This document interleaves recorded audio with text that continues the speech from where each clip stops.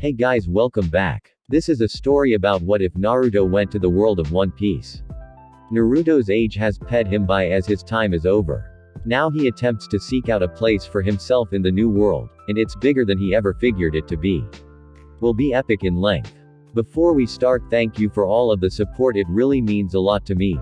Don't forget to subscribe to this channel and leave a like. You can suggest a Naruto fanfiction with a link in the comments if you want me to read it.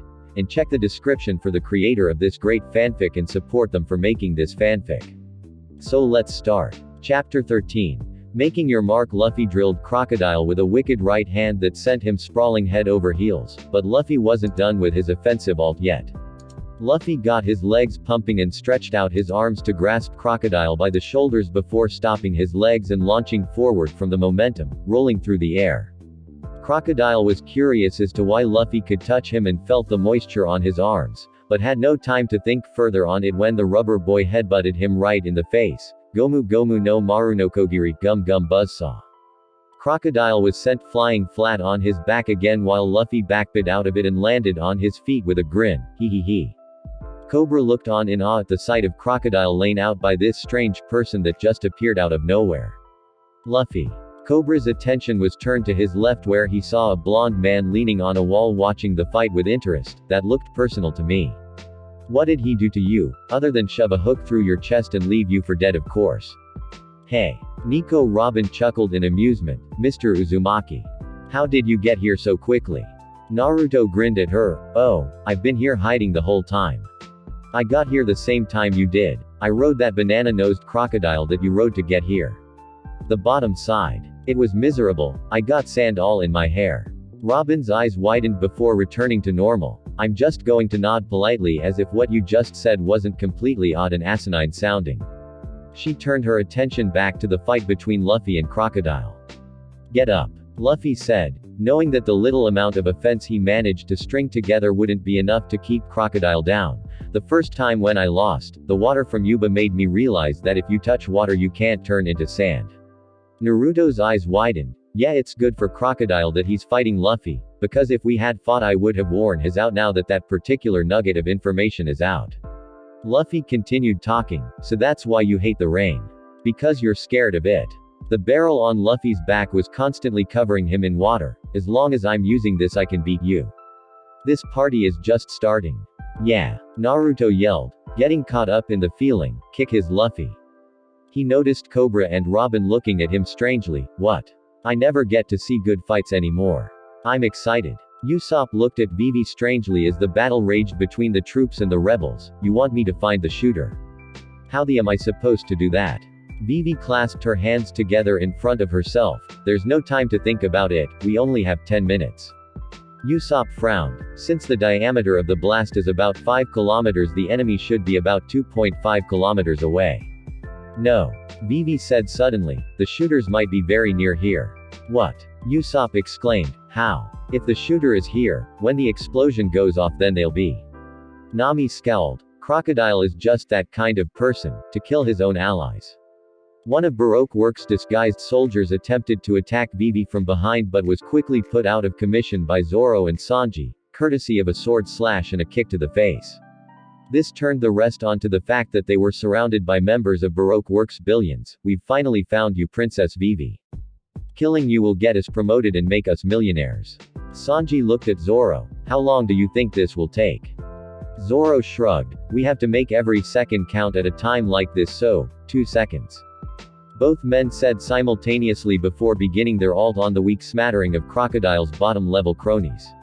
Everyone else on the crew took off to search for Crocodile's weapon. However, it didn't take long for Sanji and Zoro to finish off their opponents and they immediately followed suit. After running for a while, Zoro came to a stop at an odd sight. His old bounty hunter friends trying to make their way through a Lubarna. Come on Yosaku, hurry up. And stop dropping me. Johnny yelled as he found himself glaring at Yosaku from the ground. Yosaku growled down at his partner. My hands can't hold anything right now, you rubber-legged bastard. Why don't you crawl? You're useless to where the action is. What are you two doing? Zoro asked, getting their attention away from their argument. And what is wrong with you two? A fight. Both said at the same time before Yosaku grinned and jumped in the air gleefully, a fight we actually won. With minimal visible damage done ourselves. Hey. Johnny snapped at him irritably, what the do you call this? I can't walk whole. Yosaku waved him off, I said visible damage. You just look like a lazy that won't stand up. Zoro sweet dropped at their banter, yeah okay, we're doing something important right now, are you two coming? He almost face-faulted when he saw Yosaku trying to pick up Johnny and throw him over his shoulder with just his legs. The two finally worked it out with Johnny clawing his way onto Yosaku's back and holding on, let's go then. He said before running off after the rest of his crew. Crocodile sat on the ground laughing, you think you can beat me? Upon hearing Luffy's yes he laughed louder, even near death you could still see through my powers, but you're still so young, do you think that's all there is to it? You do know I'm one of the Shichibukai. Luffy set himself in his fighting stance, who cares? I'll just be the 8-1 of you then. Gomu Gomu no bullet gum gum bullet. Luffy stretched his arm back and swung a punch right at Crocodile's face. Crocodile ducked his punch, attacks like this are too easy to dodge. He grabbed onto Luffy's arm, is your hand wet now? Don't forget that I can absorb water Straw Hat. He said as he began ing the extra water out of Luffy's arm. I forgot he had that ability. Luffy rushed at Crocodile and launched a kick that only ended with his foot going through Crocodile's sandy head. As he flew through Crocodile's body he took deep drinks from the barrel on his back. The first time we fought you said by using devil fruit powers in different ways you get stronger. He launched another long punch at Crocodile before snapping his arm like a rubber band. Gomu Gomu no machine gun gum gum machine gun. The vibration of Luffy's arm sent it at Crocodile in an almost unreadable pattern, narrowly missing the man who was able to dodge it correctly at the last moment. Sneaky bastard. He dragged his golden hook across the ground to stop his dodging movement, Desato Supata Desert Spada. He sent a blade of sand through the ground at Luffy. Not this attack again. Luffy said as he dodged it by a hair. Man that was dangerous, he said as he looked at the groove that was cut in the area he just moved out of the way of.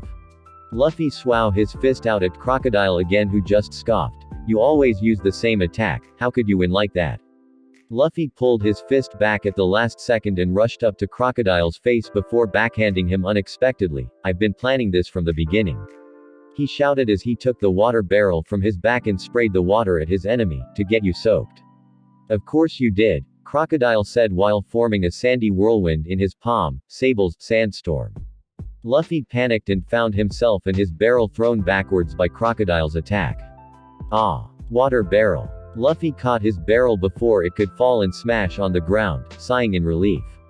Crocodile laughed and stood back up. You're really into this fight Straw Hat. If you lose your barrel your chances are swow. If that's the case then how is this any different from the last time? Luffy looked at his barrel before glaring at Crocodile. You're right, it wouldn't be any different. He drank down all the rest of his water and smashed his barrel on the ground, then how about this? If it's like this I'm different from the last time. Crocodile looked at him with a stunned expression, you can't be serious. Over on the side, Naruto palmed his forehead, Luffy, I have no smart mouth remarks to make about this, Robin was simply giggling at what she was seeing. Luffy had drunken all of the water and bulged out around his midsection, water Luffy. With a pop noise, water started coming out of Luffy's belly button. Oh I'm leaking. Crocodile simply stared at Luffy panic at his leaking water, unable to even say anything about how absurd the boy was. Is this kid serious? Robin stopped giggling long enough to comment on the fight. Straw Hat Luffy is a very interesting person isn't he? Naruto rolled his eyes, interesting like a kid that spent too much time huffing paint. If I don't dig his attitude though. Crocodile watched Luffy start to get sick to his stomach from drinking so much water and began to get angry. Doesn't he get what's going on? Is this brat underestimating me or something? He finally snapped. You god kid. What the air you joking about? In response, Luffy squeezed his stomach and spat a spray of water out in Crocodile's face, paralyzing the man from moving. Who's kidding? I'm always serious. Gomu Gomu no rocket gum gum rocket. Luffy stretched his hands back and smashed them right into Crocodile's body, sending him flying back through a wall. How's that hole? I can't believe this, Cobra said as he watched Luffy battle Crocodile. He then yelled in pain as he felt himself freed from the wall he was stuck to, via Nico Robin pulling spikes that had stuck him there out. Robin used her powers to remove the spikes. Now's not the time to appreciate it just yet, King Cobra. You should hurry up and take me to the place where the true history is written. Cobra looked at Robin hatefully. Why would you want to see that? The look on the woman's face was not one of amusement as she used her extra hands grown from Cobra's body to put him in an excruciating submission hold. It doesn't matter to you. Just take me there. She smirked at Luffy. It looks like your good luck is about to run out. Crocodile emerged from the rubble of the wall with an enraged look on his face. Nico Robin, hurry up if you don't want to be drained dry too, because this kid has pissed me off. Robin nodded. Whatever you say.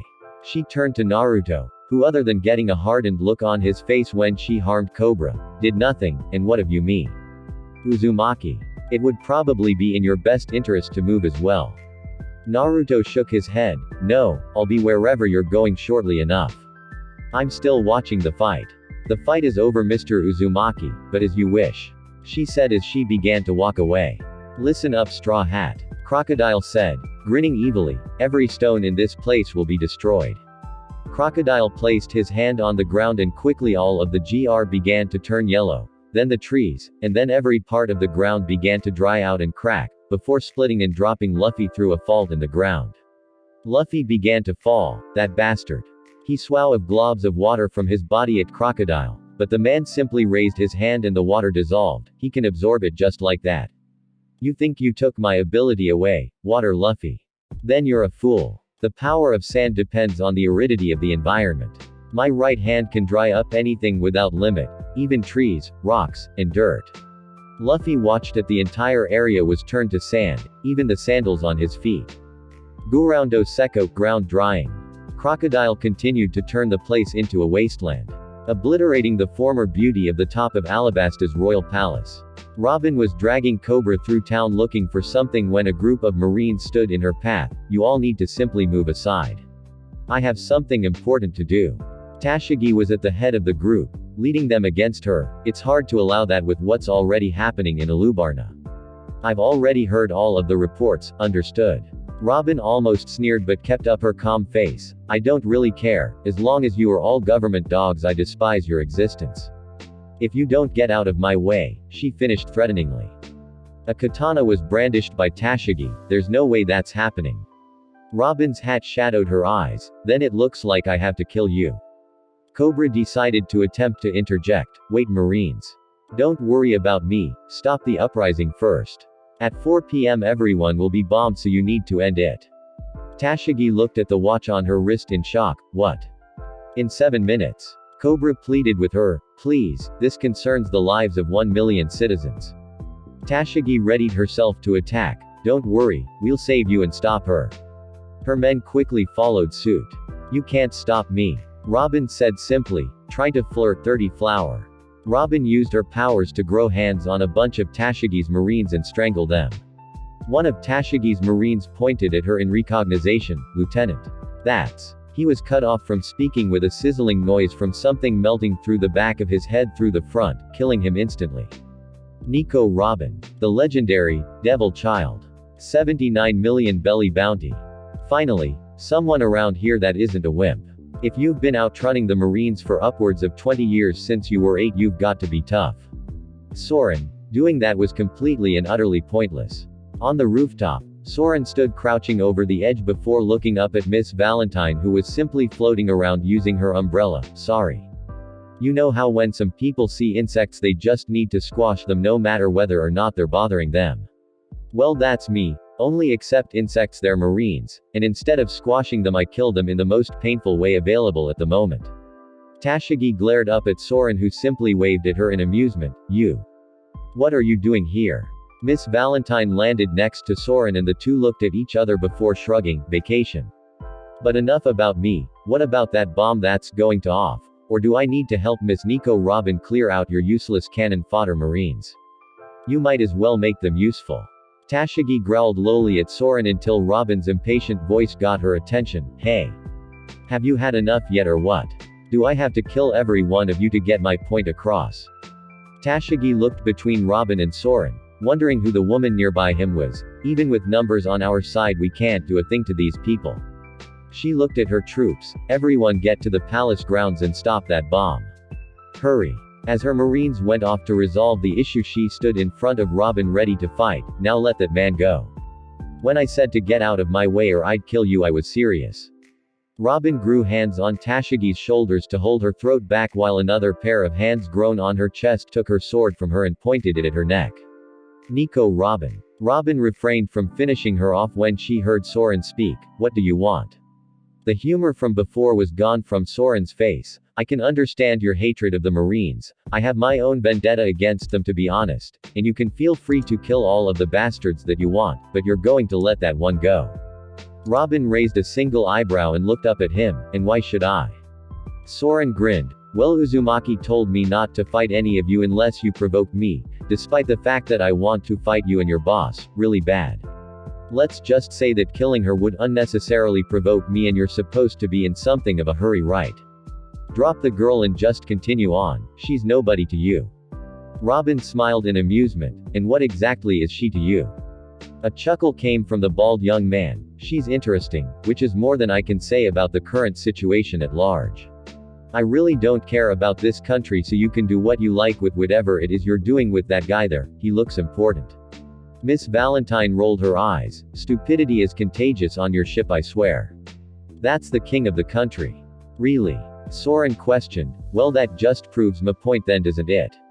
Robin simply stared at him for a long time before dropping Tashigi and continuing on about her way with not a word. I appreciate it. Miss Valentine watched Robin head off with Cobra in tow, shaking her head before turning back to Soren. You just played a game of chicken with Nico Robin for some random marine chick, that's trying to kill you. I know. Soren responded before Tashigi almost cut him in half, forcing him and Miss Valentine to jump, her floating to another roof before sitting on the edge to watch him landing in the street. Well, you're welcome, he said sarcastically. Tashigi made her way back down to the ground and stood in front of him, sword drawn against him. Why did you do that? I don't owe you anything, you know. Soren nodded. I didn't do that for you, I did that for me. I'm going to do a little something important for you. I'm going to do everything in my power to keep you alive until you understand that good and evil isn't the simple shade of black and white that you and your precious Marines and world government paint it to be. The lines are blurred, and while I'm as close to evil as you're going to see in a lot of cases, there are tons of people out there far worse than me, that work alongside you. Tashigi bristled in anger and took a swing at him with her sword, snarling at him when he dodged it again without issue like in Nanohana. So you're some kind of noble visionary that can see underneath the supposed lies of the government. Soren kept dodging her. You're kind of right. I can see underneath the facade of peace that is constantly put up, but I'm doing this for me. I could swear I've told you this before, but I'm selfish. There's no big major conspiracy at hand in my head. I just want to utterly eradicate the influence of the Marines and the bastard government that backs them and grants them their authority. Not if I kill you here and finish you off. You're just a glorified murderer. She stopped attacking when, after an errant swing of her blade, a glowing, sizzling green knife hand stopped just short of her face. Soren simply moved his hand from in front of her face to grabbing the blade of her sword, melting the metal through and dismembering the blade. Tashigi stepped back and looked at the remains of her sword before glaring at Soren, who dusted his hands off. Looks like you need a better weapon. Tashigi attempted to continue to fight with the remaining scraps of her sword but ended up taking a short backhand that sent her down to the ground. She tried sitting up but ended up getting her lights turned out once and for all by the bottom of Soren's boot. Soren looked at the unconscious girl as Miss Valentine drifted down behind him with a dry look on her face. Wow, knocking a girl out after saving her life. You're such a ladies' man, Soren. She remarked sarcastically, laughing amusedly. Soren looked at her with a twitching eye. Shut it, Valentine. You're looking at the wrong guy for chivalry. She pointed a sword at me, therefore she lost all chances for special treatment because of her gender. Walking ahead of him with her umbrella out to shade her from the sun, she made an uncaring noise. So now what? Do we follow her? She really didn't want to try and tail Nico Robin. Although she was confident of Soren's ability to handle himself, she wasn't him and made no qualms about considering herself on his or Crocodile's second-in-command's level. Soren shook his head. Nope. We're still looking for Uzumaki, which means we're more or less looking for Crocodile too, since that's where his blonde is probably situated. Miss Valentine sweet dropped. We're going to find Crocodile. She raised her finger and pointed in the direction Robin walked off in. I vote we follow her. She finished with a weak laugh. Soren stroked his chin in thought. Your opinion has been noted. However, in this instance this is not a democracy. It's a dictatorship, and I say we're going to find Uzumaki. Of course you can always go off on your own if you really want to find her. Miss Valentine paled. Take my chances getting between Crocodile, Naruto, and whatever is going on around them. Or go off on my own and get strangled by Nico Robin. It's lose-lose no matter what I do. She groaned in defeat. Fine, we'll look for Naruto. Good. Soren said. Where is Uzumaki anyway? The only thing stopping Miss Valentine from strangling him where he stood was the fact that he would just melt her hands off for trying it anyway. Luffy pulled himself up on a ledge overlooking what used to be the palace lawn. That guy's hand can turn the palace lawn into a desert. He looked around below. Where did he go? Crocodile appeared right above Luffy, standing on the ledge he was hanging on. You made me waste so much energy with this little fight. He reached down and grabbed Luffy around the neck with his right hand. Luffy tried to spit a water ball at Crocodile again but missed. You didn't hit me this time, Straw Hat. His powers began coming into play as he began absorbing Luffy's fluid again from his body. Looks like you lose again. Luffy's body began to completely shrivel up and become wrinkled as Crocodile looked at the Miv clock tower. This is a great way for you to die. This whole area and the yard of the palace itself will be blown to, so just stay silent. He threw Luffy high into the air, and enjoy the show. Celebrate the birth of a new country and its king. He let Luffy's body lifelessly hit the ground. Sorry about that, Straw Hat, but I'm in a hurry. Crocodile mumbled to himself as he turned to sand and started to blow away in the wind. I think she meant the tomb in the west side. Luffy simply laid motionless on the ground. Naruto appeared next to him in a shunshin. Luffy, make a noise if you're not dead. In response, Luffy made a low wheezing noise due to how dry he was. Naruto poked at him with his foot. If you're done with Crocodile and want to tag out, I'm all for it. Wiping that smirk off of his face would make my day. Luffy didn't respond, but something told Naruto to look up. Once he did so, his eyes widened and a smile came onto his face. You're so lucky it isn't even funny. He stepped back as the glob of water Luffy swam and missed at Crocodile came back down and splashed all over him. Luffy sat up and took a huge breath. Gah. I thought I was dead for sure. Naruto looked down at him with a deadpan expression. You pretty much were. Be happy that your aim is. Now do you want to tag out to your friendly neighborhood shinobi? Naruto said, putting his hand out in a gesture. Luffy slapped Naruto's hand away. There's no way Crocodile is getting off that easily. He stood up and dusted the sand off of his body. Now which way did that guy go? Naruto silently pointed west of their location. Gotta go. Luffy immediately set off in that direction to pursue Crocodile once more in a trail of dust. Naruto's form then popped out existence in a puff of smoke. Royal Tomb of Alabasta, a hidden set of stairs opened up to Robin and Cobra leading underground. There. The true history is down there. Normal people wouldn't know of its existence. He looked at Robin scrutinizingly. The world is full of secrets, even a major country's king like yourself can't know everything. Robin said as she began to descend the stairs. Can you understand the true history? Cobra asked. Robin didn't even glance back. Of course. That's why Crocodile made a deal with me, he can't kill me. The realization that someone could read what was down there shocked Cobra. It's not your fault. You never realized that there was someone who can actually read it. She looked over her shoulder at Robin. There should be some information about Pluton in this history of yours, shouldn't there? Cobra kept his face impassive. I wouldn't know. All the Alabastan kingdom ever did was protect its true history, nothing more. Protect. Robin scoffed. Don't joke around. This place is huge.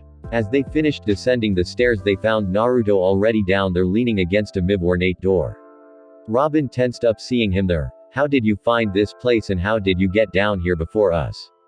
Naruto shrugged. I followed you when you left. And I didn't beat you here. I just went inside when you weren't looking and were just messing around at the entrance after you opened it. So what's Pluton and what's the big deal about getting to it?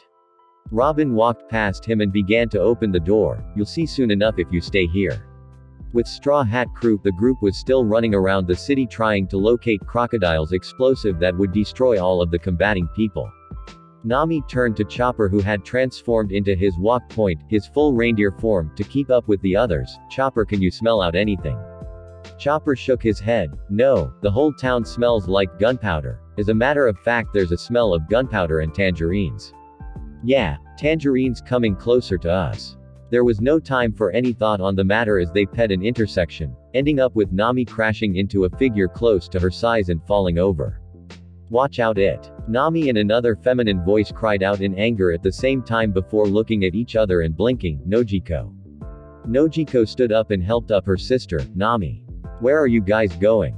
Nami stood up and moved her arms frantically. We're looking for a huge bomb that's going to take out 5 kilometers in the next few minutes and kill us and everyone in the palace square.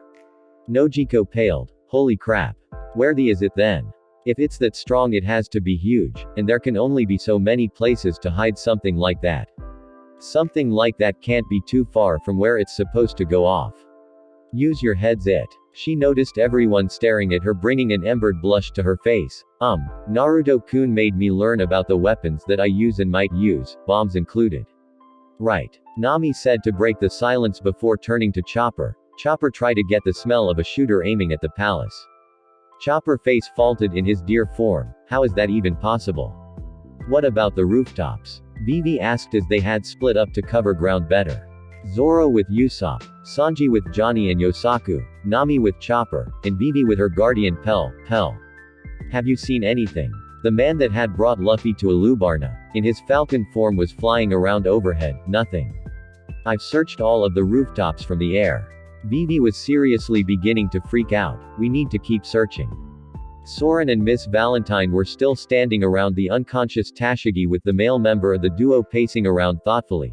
I can't distinguish between the sounds of anarchy in all directions to find where Uzumaki is in particular, and you couldn't see anything when you floated up to check. That guy is a bastard to find when you're actually looking for him. Miss Valentine felt like repeatedly slamming her head into the nearest wall.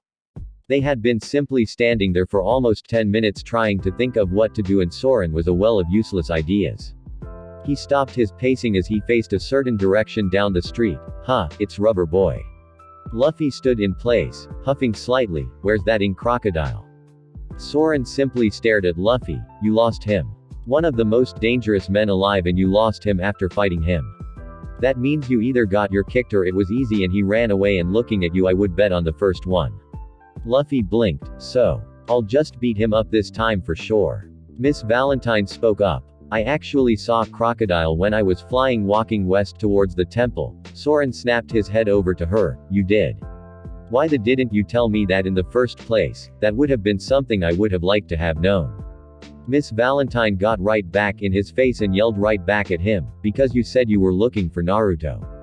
And I'm not dumb. All you were looking for Naruto for was so you could find and fight Crocodile. Well, I don't feel like getting killed today, so I didn't tell your sociopathic where he was. I am running out of patience, woman. Soren said. I want to melt you so badly right now. Miss Valentine laughed. I wish you would try. See if Naruto wouldn't beat the out of you and gift wrap you to the Marines after you did it. Soren growled. You can't use Uzumaki as a shield. He'd have my back. I've known him longer than you. But you are a woman though. He looked around. Where did Rubberneck get to? Miss Valentine smirked. He took off right after I told him where Crocodile went. He's long gone. What? Soren yelled. Which way was that again? I don't remember. She stated cheerfully before floating off with her umbrella, laughing when Soren fired a swathe of acid at her in anger. Get back here. Soren immediately took off after her. You have to land sometime. The wind won't let you float forever, and then you're as mine. Naruto stood next to Robin as she went over some foreign writing on a large block inside of the tombs. As she went over the writing, she averted her eyes towards Naruto, who was looking at it intently. Can he possibly be able to read this? Her eyes widened when she saw Naruto scan the writing with his finger as if he was reading. Yes. It's just as I thought. Robin held her breath, waiting on what exactly he found. If he could actually translate the poneglyphs. I can't understand jack on this brick. How can you read this, Robin-chan? I'm really feeling just how low my IQ just by standing here. If she didn't have a need to keep her composure at all times, she probably would have face faulted at that. Nothing else is here. She asked Cobra, is this all this country is hiding? You aren't satisfied? He asked curiously. I've fulfilled your wish and given you what you wanted. So is this the true history, Nico Robin? Crocodile asked as he entered the room. It looks weird. Naruto pointed at Crocodile in victory. You see? Right there. If he doesn't have a clue of what's going on, then I never had a chance of getting this. Seriously, can someone translate this for me or teach me how to read it? Being ignorant isn't cool. Crocodile looked at Naruto. You. Why on earth are you down here? He was preparing for another fight with Naruto, but the blonde wasn't making a hostile move towards him for the time being. Naruto shrugged. I don't know, everybody was doing it. Naruto turned to Robin. For the benefit of those of us that have only taken the time to learn ways of reading and writing relevant to them, can you please read this out loud, Robin-chan? Robin smiled at him. Of course, Mr. Uzumaki. She began to translate from the writing. Soxala conquered and built this kingdom in the year 239. In 269 the Dima family is the strongest. During the year 306 Aramar completed the Fuda Holy Temple. In 325 Mamdi, the Oridian hero. Wait. Crocodile cut her off there. Was that what we were looking for? I don't give a about this place's history. I want to know whether or not there is a hidden weapon in this country. Robin shook her head. There is nothing like that, it's all just history. The word, Pluton, isn't in here anywhere. Crocodile's face changed from anger to a chilling impive look. I see. Well, that's unfortunate. Although you were an amazing partner, I'll have to kill you now. Robin turned around in shock, facing the tall man. Naruto stared at him tensely. Crocodile continued to talk. Our agreement from 4 years ago has come to an end. You said, as long as you take me to the true history, I'll tell you about the weapon. After 4 years in Baroque works, you've always been smart and diligent in that time, and that was enough for me. He took a swing at Robin with his hook that knocked her hat off. You ended up breaking your promise, but I'm not really mad at you. Do you know why, dear? Fool. Robin said as she reached into her coat for a vial. I've known your intentions the entire time. She threw the vial full of water at him. After he moved out of the way, she grew an arm on his shoulder and caught it herself. If I pour water on you, then I can wound you, right? Robin pulled a knife. Before she could pour it on him, he turned to sand and evaded any form of attack. He appeared behind her and cut her with his hook. I can forgive you because from the start I never trusted anyone. He finished with a smirk. His smirk vanished when Robin's body turned to smoke and a split log hit the ground. That wasn't very cool, Crocodile Tem. Naruto said from across the room, standing next to Robin, who was looking at him strangely after saving her. You don't just go double-crossing partners like that. There isn't very much that pisses me off more than people like you that would do that to a comrade. Naruto sighed and pinched the bridge of his nose. Luffy's taking too long to get here. I might as well kill you myself before you piss me off anymore. Suddenly the room started to shake. Crocodile looked around in confusion. What the? The cannon shouldn't be ready yet. He looked at Cobra, who had a victorious smirk on his face. His hands were also free from Robin's Hana no Mi power. What did you do? The king chuckled from his spot on the ground. Nothing big, I just pulled away a main pillar. This is going to bring everything down. You and I are going to die right here. Naruto palmed his forehead. I just said I was going to beat his. What part of you bringing the place down seemed like a good idea to you right now? Kami, this is turning into a headache. All I wanted was something interesting to do, and now it's blown up into this whole big thing. Crocodile simply laughed at Naruto and the king. I'll just turn the rocks to sand.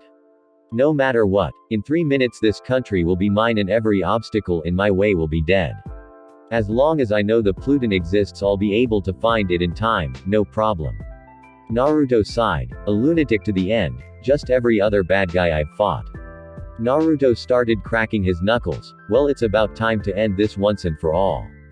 Let's stop beating around the bush and get straight to business. I haven't punched anything in the face in about a week. Loud footsteps echoed through the crumbling tomb, alerting everyone's attention to the door. Crocodile's eyes turned angry at who he saw. That kid again. Naruto sighed and dropped his shoulders sadly. Man, fine, whatever, you'd better win this time, Luffy. I'm getting sick of peeling you off of the ground and sending you back like a wind-up toy.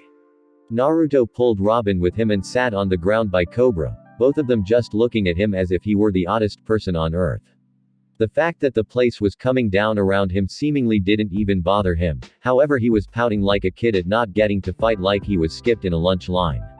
Why are you still alive? Crocodile said testily, why do you keep coming back every time I kill you? Because you never finish him off you whole.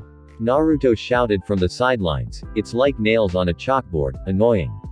I almost stepped in twice already because I thought you finished him off, but yet again here he is. I hope he breaks his foot off in your this time. Naruto said, crossing his arms and glaring at Crocodile. Crocodile glared right back at him, vowing that Naruto was next after he dealt with Luffy. Why are you here? How many times do I have to kill you to satisfy you? Luffy stared him down. You took something away and haven't returned it yet. I took away. Crocodile asked, is it money? Is it fame? Is it trust? Is it life? Is it rain? Is it this country? Ha ha ha, what do you want me to give back? I took lots of things. Luffy raised an eyebrow. Country. You say some stupid things. Crocodile ran his hand through his hair. I'll have the country eventually. He laughed. By the time I got here the king's country was already gone. If that's true, Luffy started before rushing at Crocodile to attack, then that guy should laugh right in your face. Crocodile shook his head. You can't just come here without water. You're nothing to me. He said that right before Luffy kicked him straight in the face. He then followed up with a punch that once again caught Crocodile flush and sent him into a wall. Crocodile pulled himself out. How? How could you have? He then saw something drip from Luffy's arms, blood. Luffy showed him his hand covered in blood. That should stop your sand too right. A growl came from Crocodile before he began to laugh. Twice already you should have been dead and yet you've come back repeatedly. I think that deserves a reward. Luffy swung another kick at him that he took the initiative to dodge this time around. He then took the golden cover of his hook off. It seems like you really want me to finish you off for sure this time. For a dangerous enemy like you, you deserve a very poisonous hook. He held out his hook in what appeared to be a proper fighting stance. This is the last fight, Straw Hat. Luffy swung his fist out at Crocodile, who simply moved to the side and attempted to cut into Luffy's arm with his poison hook. However, Luffy had been paying attention and snapped his arm like a rubber band to make Crocodile miss and slam it into the ground. The two stared at each other in a stalemate as the place came down around them. Luffy then jumped at Crocodile and put his arm back. Gomu Gomu no bullet, gum gum bullet. He brought it forward in a short-range attack, however he backed off once Crocodile put his right hand up to catch it. Learning once again from his past fights, he switched to a kick that Crocodile was able to dodge again. Crocodile swung his hook at the mid-air Luffy, who was able to shift his body in the air to avoid it and bounce off some debris and watch Crocodile's hook hit a stray fallen rock. Upon making contact with it, it ate right through it. Crocodile pulled his weapon back and looked at Luffy's face, which had taken on a look of surprise, with another superior smirk. However, a rock from the ceiling fell and landed between them, obscuring one from the other's sight. Crocodile jumped all over this chance and cut through the rock with his hook to get to Luffy, actually getting him with a slash, but he then fell prey to a spin kick from him upon striking him. Cobra simply watched Luffy in amazement. All of the best fighters in the country and Crocodile marched right through them. Who is this boy? He looked over at Naruto, who was simply watching the fight intently this time. No snarky comments or running commentary, he simply watched. Crocodile stood back up with a victorious grin. Impaled, buried alive, dried up. You've been through all of that and you're still standing.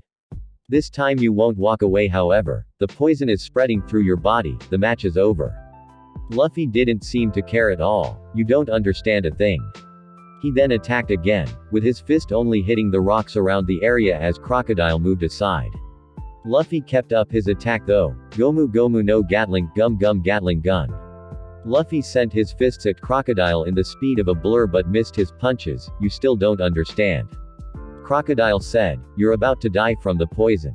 Your body is already beginning to go numb. Even if you win you'll still die. After those last few fights with me it's a miracle you're still here.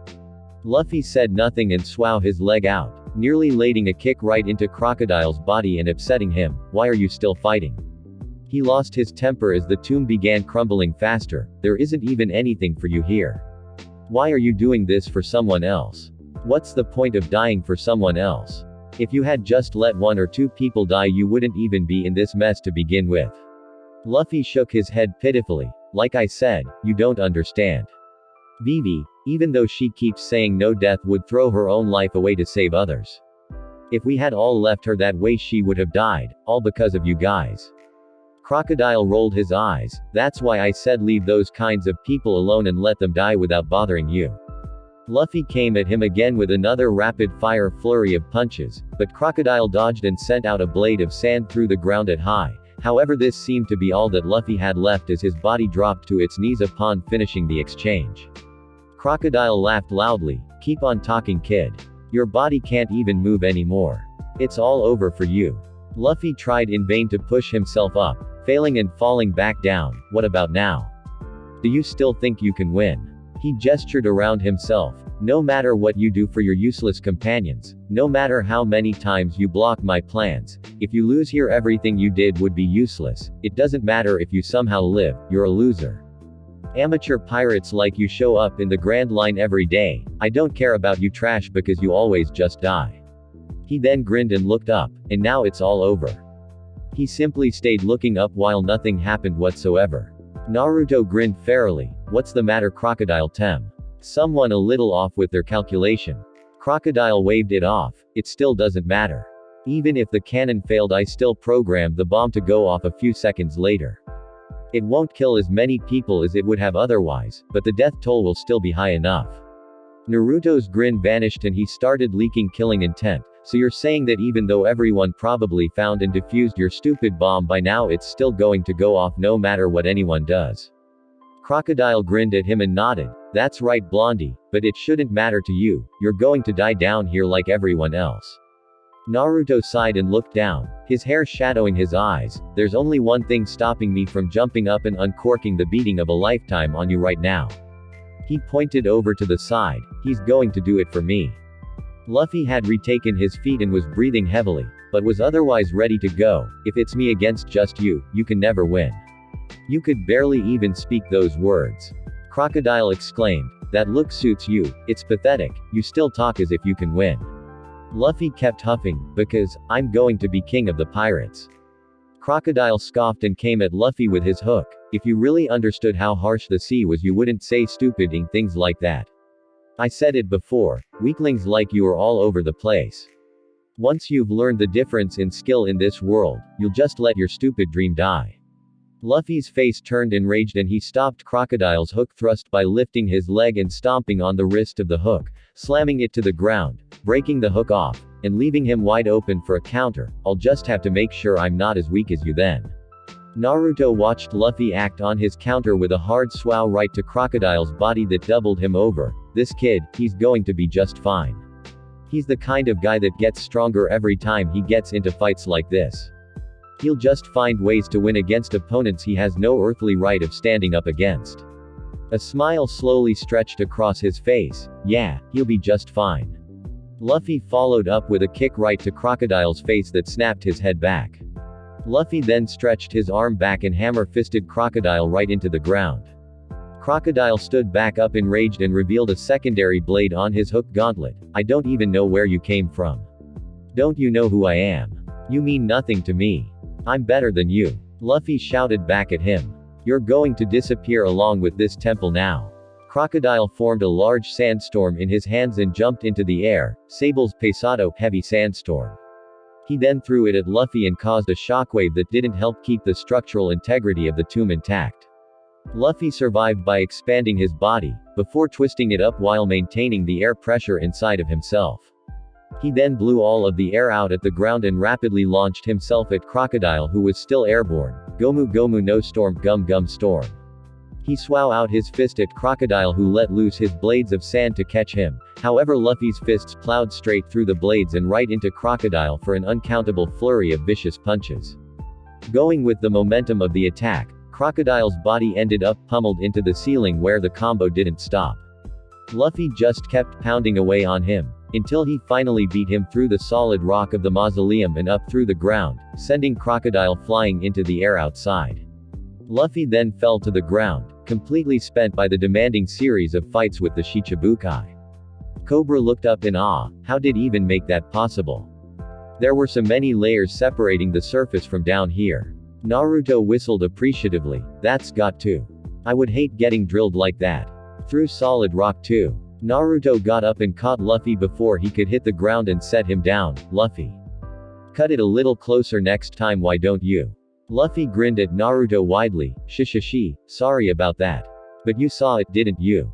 I kicked that guys to the moon. Or halfway at least. Naruto joked. Good work.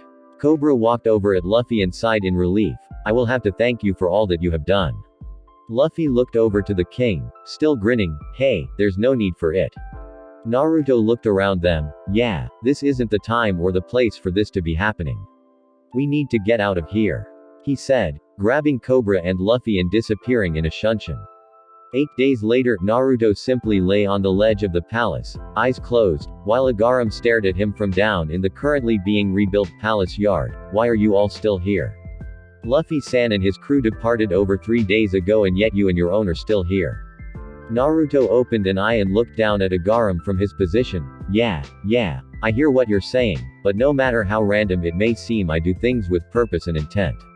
If we left right after the Straw Hats, we would have caught up to them in like a day or something. Our ship is that much faster than theirs, remember? Agaram was confused. How is this not a good thing? Naruto sighed, because Curly. Naruto grinned when he felt the killing intent from the elite guard. We all have our own stuff going on. All of us moving together would just be way too much. After seeing Luffy handle Crocodile, the kid doesn't need my help, and I don't think he would take it anyway. You're just lazing about so that you don't have to do anything for as long as you can. Nojiko said as she stood next to Agaram on the ground looking up at her captain. Naruto feigned a look of hurt. Noji-chan, how could you think that way about me? Don't you love me anymore? Naruto vanished from the roof in a blur and appeared behind her, about to wrap his arms around her waist. I love why, how do you keep doing that? Naruto asked when he found a pistol positioned underneath his chin upon his attempt to make said move. He looked over at Agaram. Can she even have these here? We are in the palace grounds after all. Nojiko shook her head. Guns don't kill people, Naruto-kun, people do. Naruto let go of her and stood back. No, I think the guns have a lot to do with that as well. If you stood there and pointed your finger at me and said, bang, I don't think too much would happen. Nojiko put her pistol up. You're an idiot. Naruto grinned. You still love me though. Log pose reset yet? Nojiko rolled her eyes and held up her wrist. It reset a week ago. We've been ready to leave forever. And everybody else? He asked. Nojiko started listing off things on her fingers. Miss Valentine was allowed free reign to go through the royal wardrobe, so that's where she is. Johnny and Yosaku are taking turns training, or in other words beating the crap out of the soldiers. I haven't the faintest idea where Soren is, but he should turn up soon enough.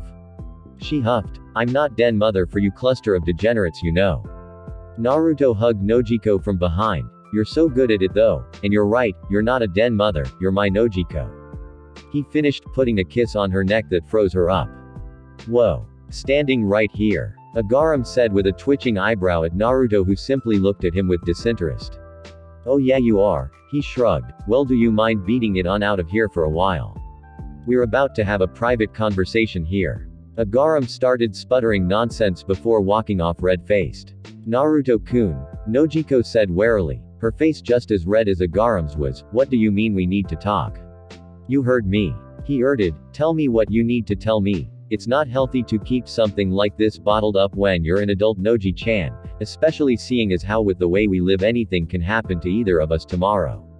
You already know. She replied, embered. Why make me say it again?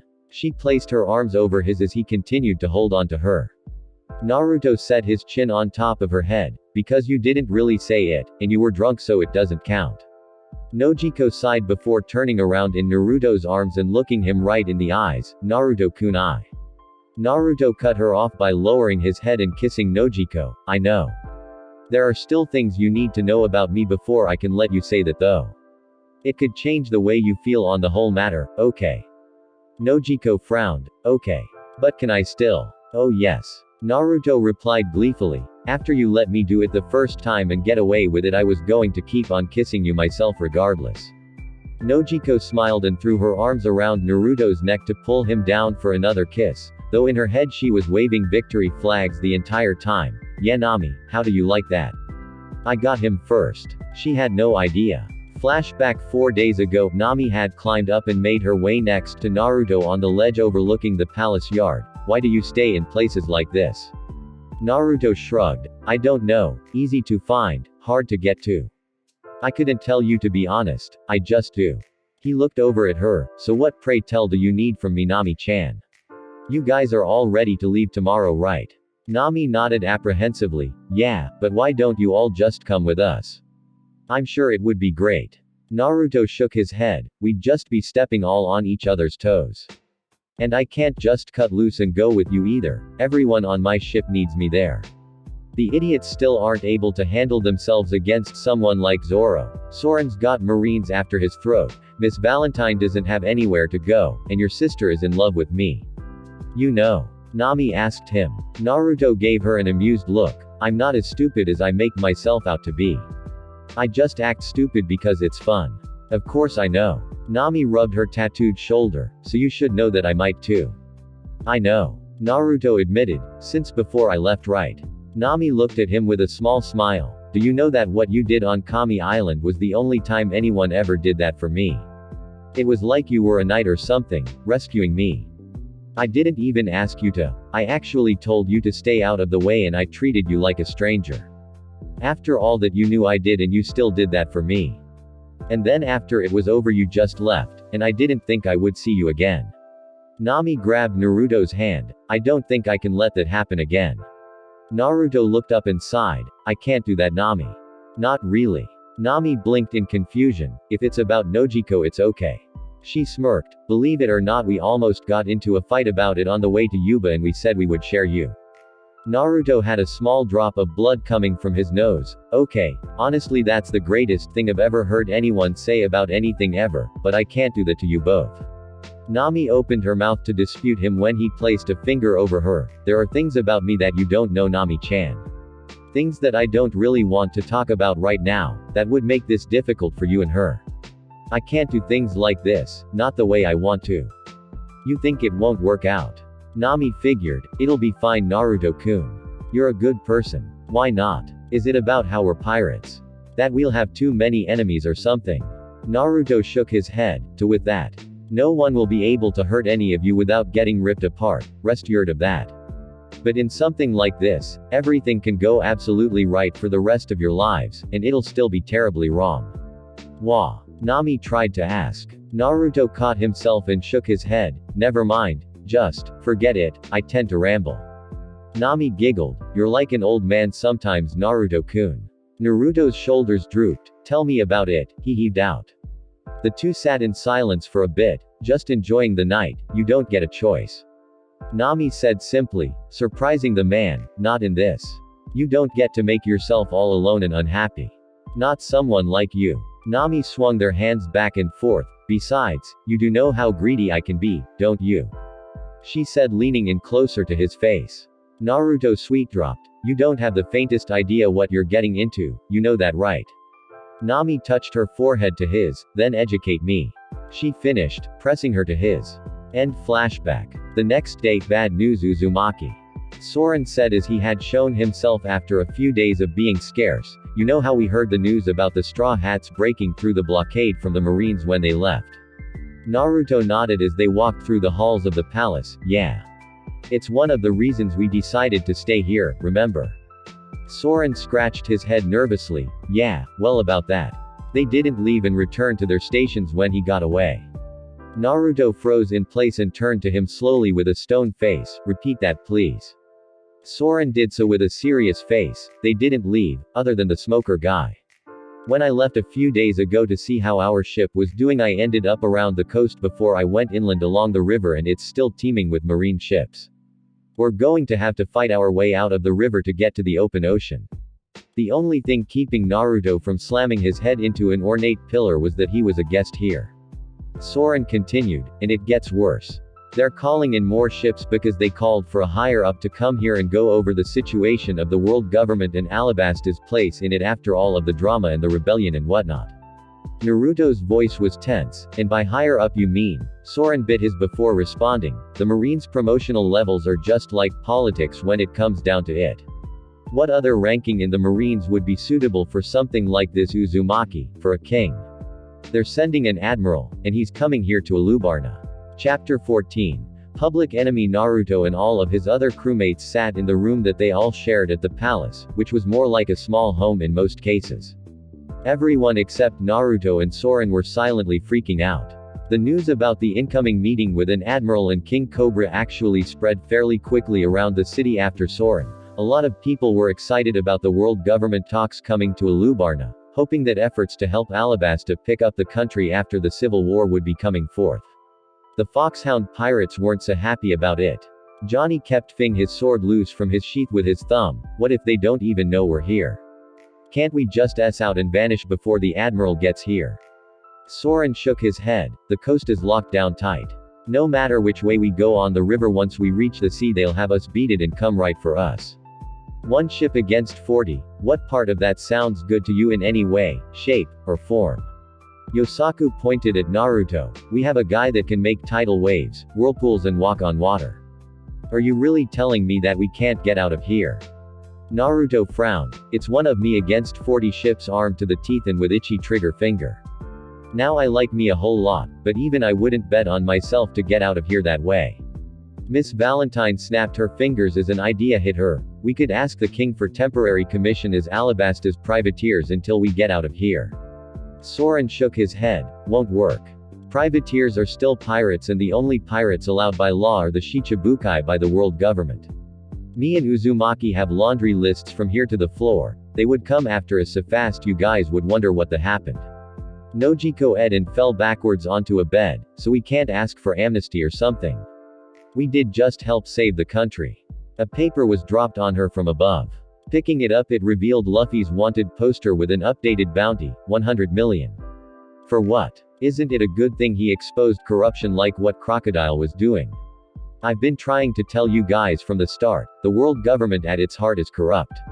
Soren growled in annoyance. They want to be seen as infallible. The knowledge that Crocodile operated under their noses to overthrow an entire country makes them all look incompetent or something, so they raised Luffy's bounty to help it stay covered up as much as it is. Did you hear? Johnny said matter-of-factly. They tried to pee of that smoker guy as the one that took down Crocodile. Of course they did. Soren said, shrugging. They need to save some kind of face on this, don't they? And we can't hide either. Our ship is still in the river near Arumalu, but they won't risk coming up the channel after us because they would just be lining themselves up single file, and any idiot could fight their way out of that kind of situation. Naruto looked at Soren curiously. You sound like you've been through this kind of thing before. You have any plans for us to get out of this? Soren shook his head and smiled apologetically. Not right off of the top of my head, Uzumaki. I've never been stuck like this before. I've always been on my own, so I could basically disappear until the heat died down, or I could away. Naruto cupped his chin in thought. If we could at least get to open sea, I could make sure we get away. I can generate an air current that would speed us up and slow them down. Naruto stood up and walked over to the window to look out at the city. How long do we have until the admiral gets here? Realistically? Soren asked, crossing his arms across his chest. If we're completely serious about a time frame, then I'd say 2 days would be overly optimistic. That's just fantastic, Miss Valentine said. I dodged Crocodile and now I'm still going to die because we're about to be smushed by an admiral and thousands of Marines. She rubbed her temple. Someone come up with something and get us out of here. Soren rolled his eyes. You're going to be waiting for a while. Between all of us, only I have any experience keeping out of arm's reach of the Marines. The rest of us are total newbies at sailing in the first place, and the only one of us with the firepower to blast their way out is maybe Uzumaki, and I still don't think he can pull it off. Not that he'd leave the rest of you behind even if he is capable of doing it himself. Nojiko placed her hands on her knees and her chin in her palms. So what's going to happen once whoever it is gets here? They're going to kill all of you and throw me and Uzumaki and impel down. Soren said nonchalantly before backtracking. Well, that's if whoever it is can bring us down without killing us first. I don't know about Mon Capitan, but to with prison, I hear stories about that place. Johnny's jaw dropped. Why would they kill us instead of capture us? We're with you, aren't we? Miss Valentine shook her head. You don't have significant bounties if you even have one at all. Naruto and Soren have high bounties and I'm linked to Baroque works, so they would try to capture us to make a spectacle out of it. The rest of you they would just execute on the spot. Which would be better for you? Soren added before shivering. You really don't want to go to Impel Down, seriously, and that's where me, Uzumaki, and Valentine would be dragged off to if we're caught. Naruto sighed. Well, if it comes down to it, I'll let you guys get away and draw the heat to me. At least I can make sure I survive. Naruto's eyes widened. Holy. That's it. It's absolutely perfect. I can totally survive getting captured, Datbeo. He slapped himself across the face and twitched his eyebrow. Got it, I thought I finally outgrew that. How? Nojiko asked. How the would you ever survive anything like that? Naruto grinned. Trust me. This idea is going to totally work. There's no way they can hold me. He walked over to Nojiko and rubbed her shoulder comfortingly. We've got a swow now. It's better than all of us getting caught here, trapped like rats. Everyone in the room started looking more positive except for one person. No way. Soren said, shaking his head. I know exactly what you're going to do and I say no way. It's suicide. What do you think they're going to do when they capture you? Naruto picked his ear, put handcuffs on me and beat the crap out of me after they store me somewhere safe. Exactly. Soren roared. They're going to beat the out of you with seastone cuffs on and then drag you off to get violated and impel down. Seastone which doesn't affect me. Naruto added blankly. Seastone which doesn't affect you. Soren's statement slowed down as he realized why that was important. Oh, they don't know that. Naruto grinned widely and nodded. They think I'm like you and have one of those devil fruit powers, so they'll put those things on me and think everything will be okay. Like how Smoker thought his weapon was going to break me down in Nanohana. No matter what they do, as long as I can reach my hands, there's nothing they can do because they still don't know how all of my jutsu work. Yosaku had been silent most of the time as he knew he couldn't come up with anything to get them out, so how the are we possibly going to pull this off? I don't even know what's fully going on here. Miss Valentine had simply been staring at Naruto in disbelief as she caught on to what he was saying almost right from the start. You can't be serious. Upon seeing how Naruto's face had lost all concern for the conversation after his last answer, she got her own answer. So you, all by yourself I might add, are going to make sure we all get out of here and then you're going to somehow catch up to us. Yep. Naruto replied cheerfully as he went to leave the room. So don't sweat it, Miss Valentine. All we need to do now is work out the plan to get you all away. He exited and shut the door behind him. The room was silent before Miss Valentine shrugged and went to leave as well. Okay, well this is going to end badly for everyone. I might as well enjoy the last bit of time I have alive living in a palace. She left the room laughing to herself. Naruto stood in the throne room of the palace in front of King Cobra, Agaram, and a man directly under Agaram is one of the elite guards of Alabasta. Chaka, we're going to be leaving before we end up putting you in a bad spot. The last thing you need right now is more scrutinization from the world government than you're already going to get. Yes, Agaram said, we are incredibly grateful to all of you for your efforts, but something like this, to have them discover how close to the royal family you are after how they tried covering up Crocodile's defeat would only end badly for everyone.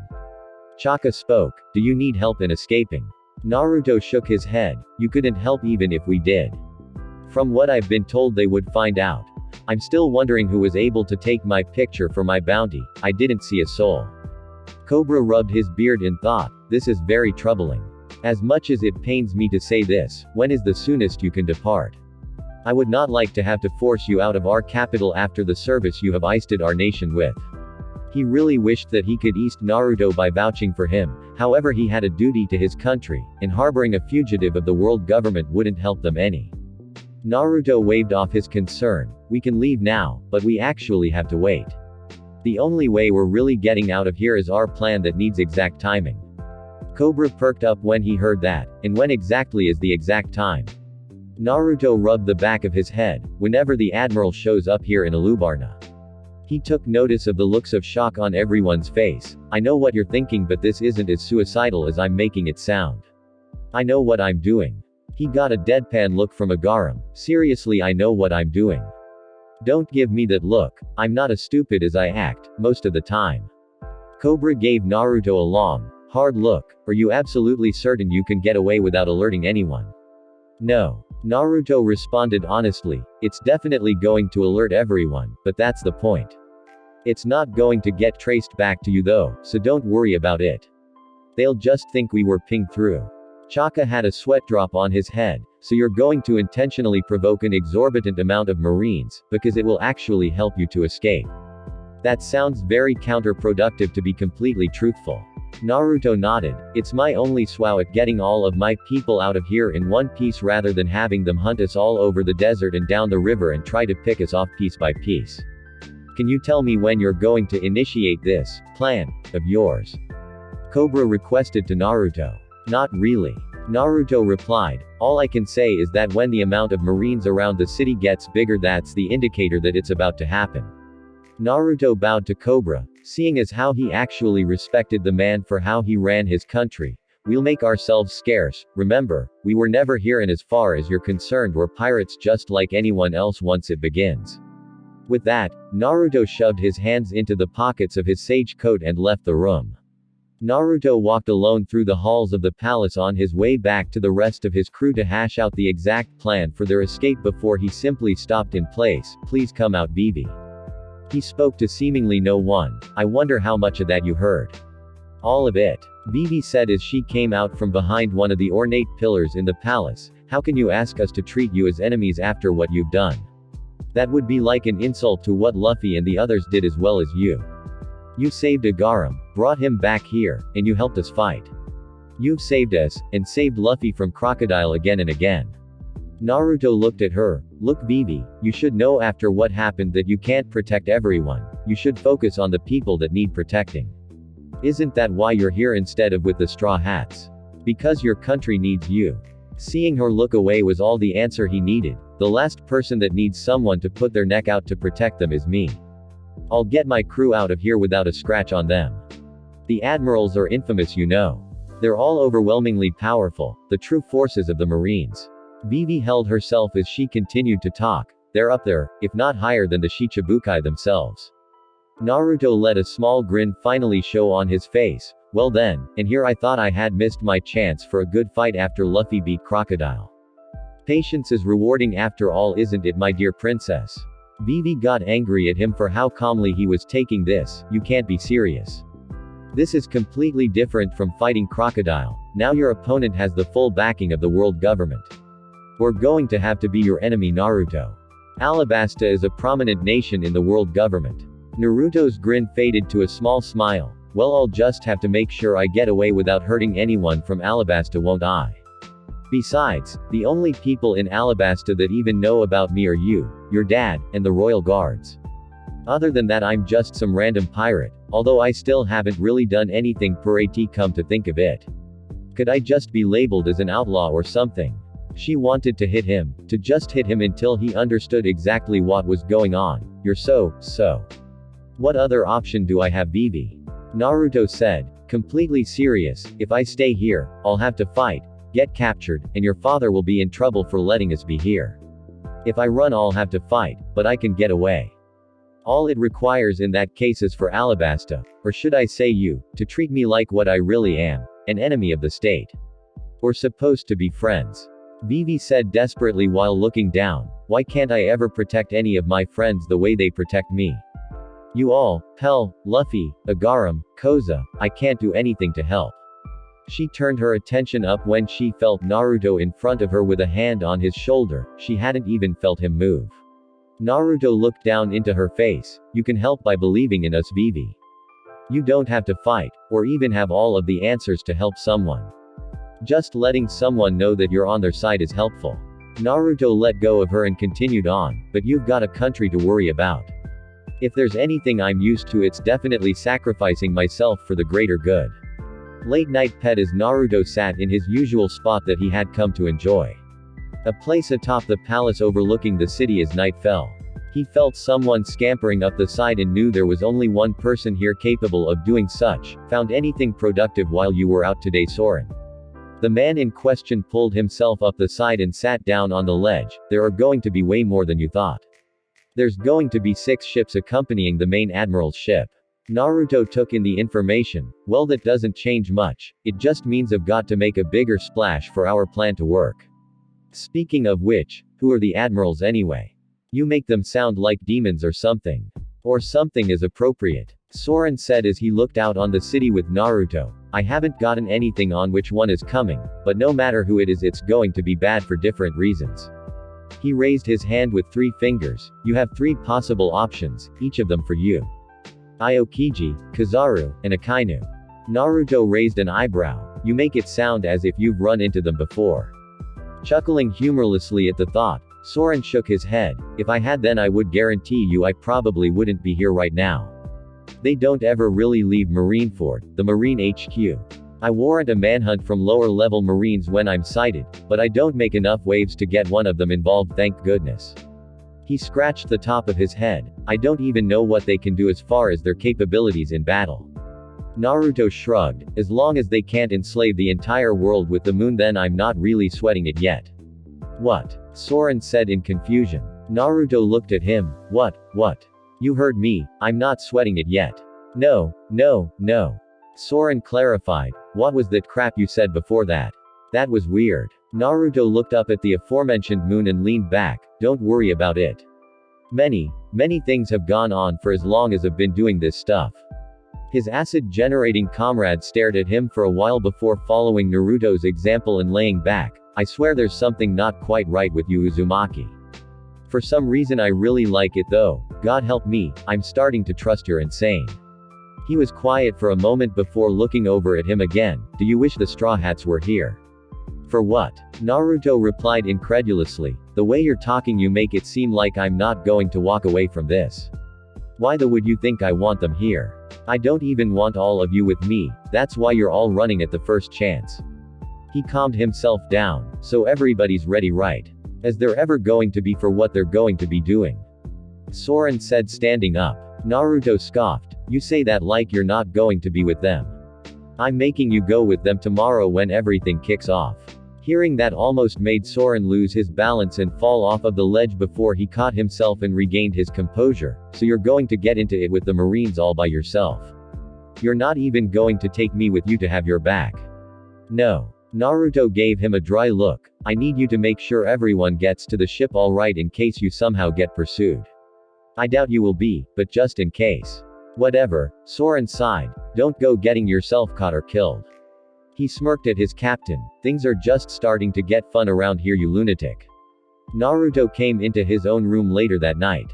He didn't really need the sleep. He mostly did it nowadays because he had discovered what his old friend Shikamaru saw in sleeping. It was actually fun to do nothing sometimes.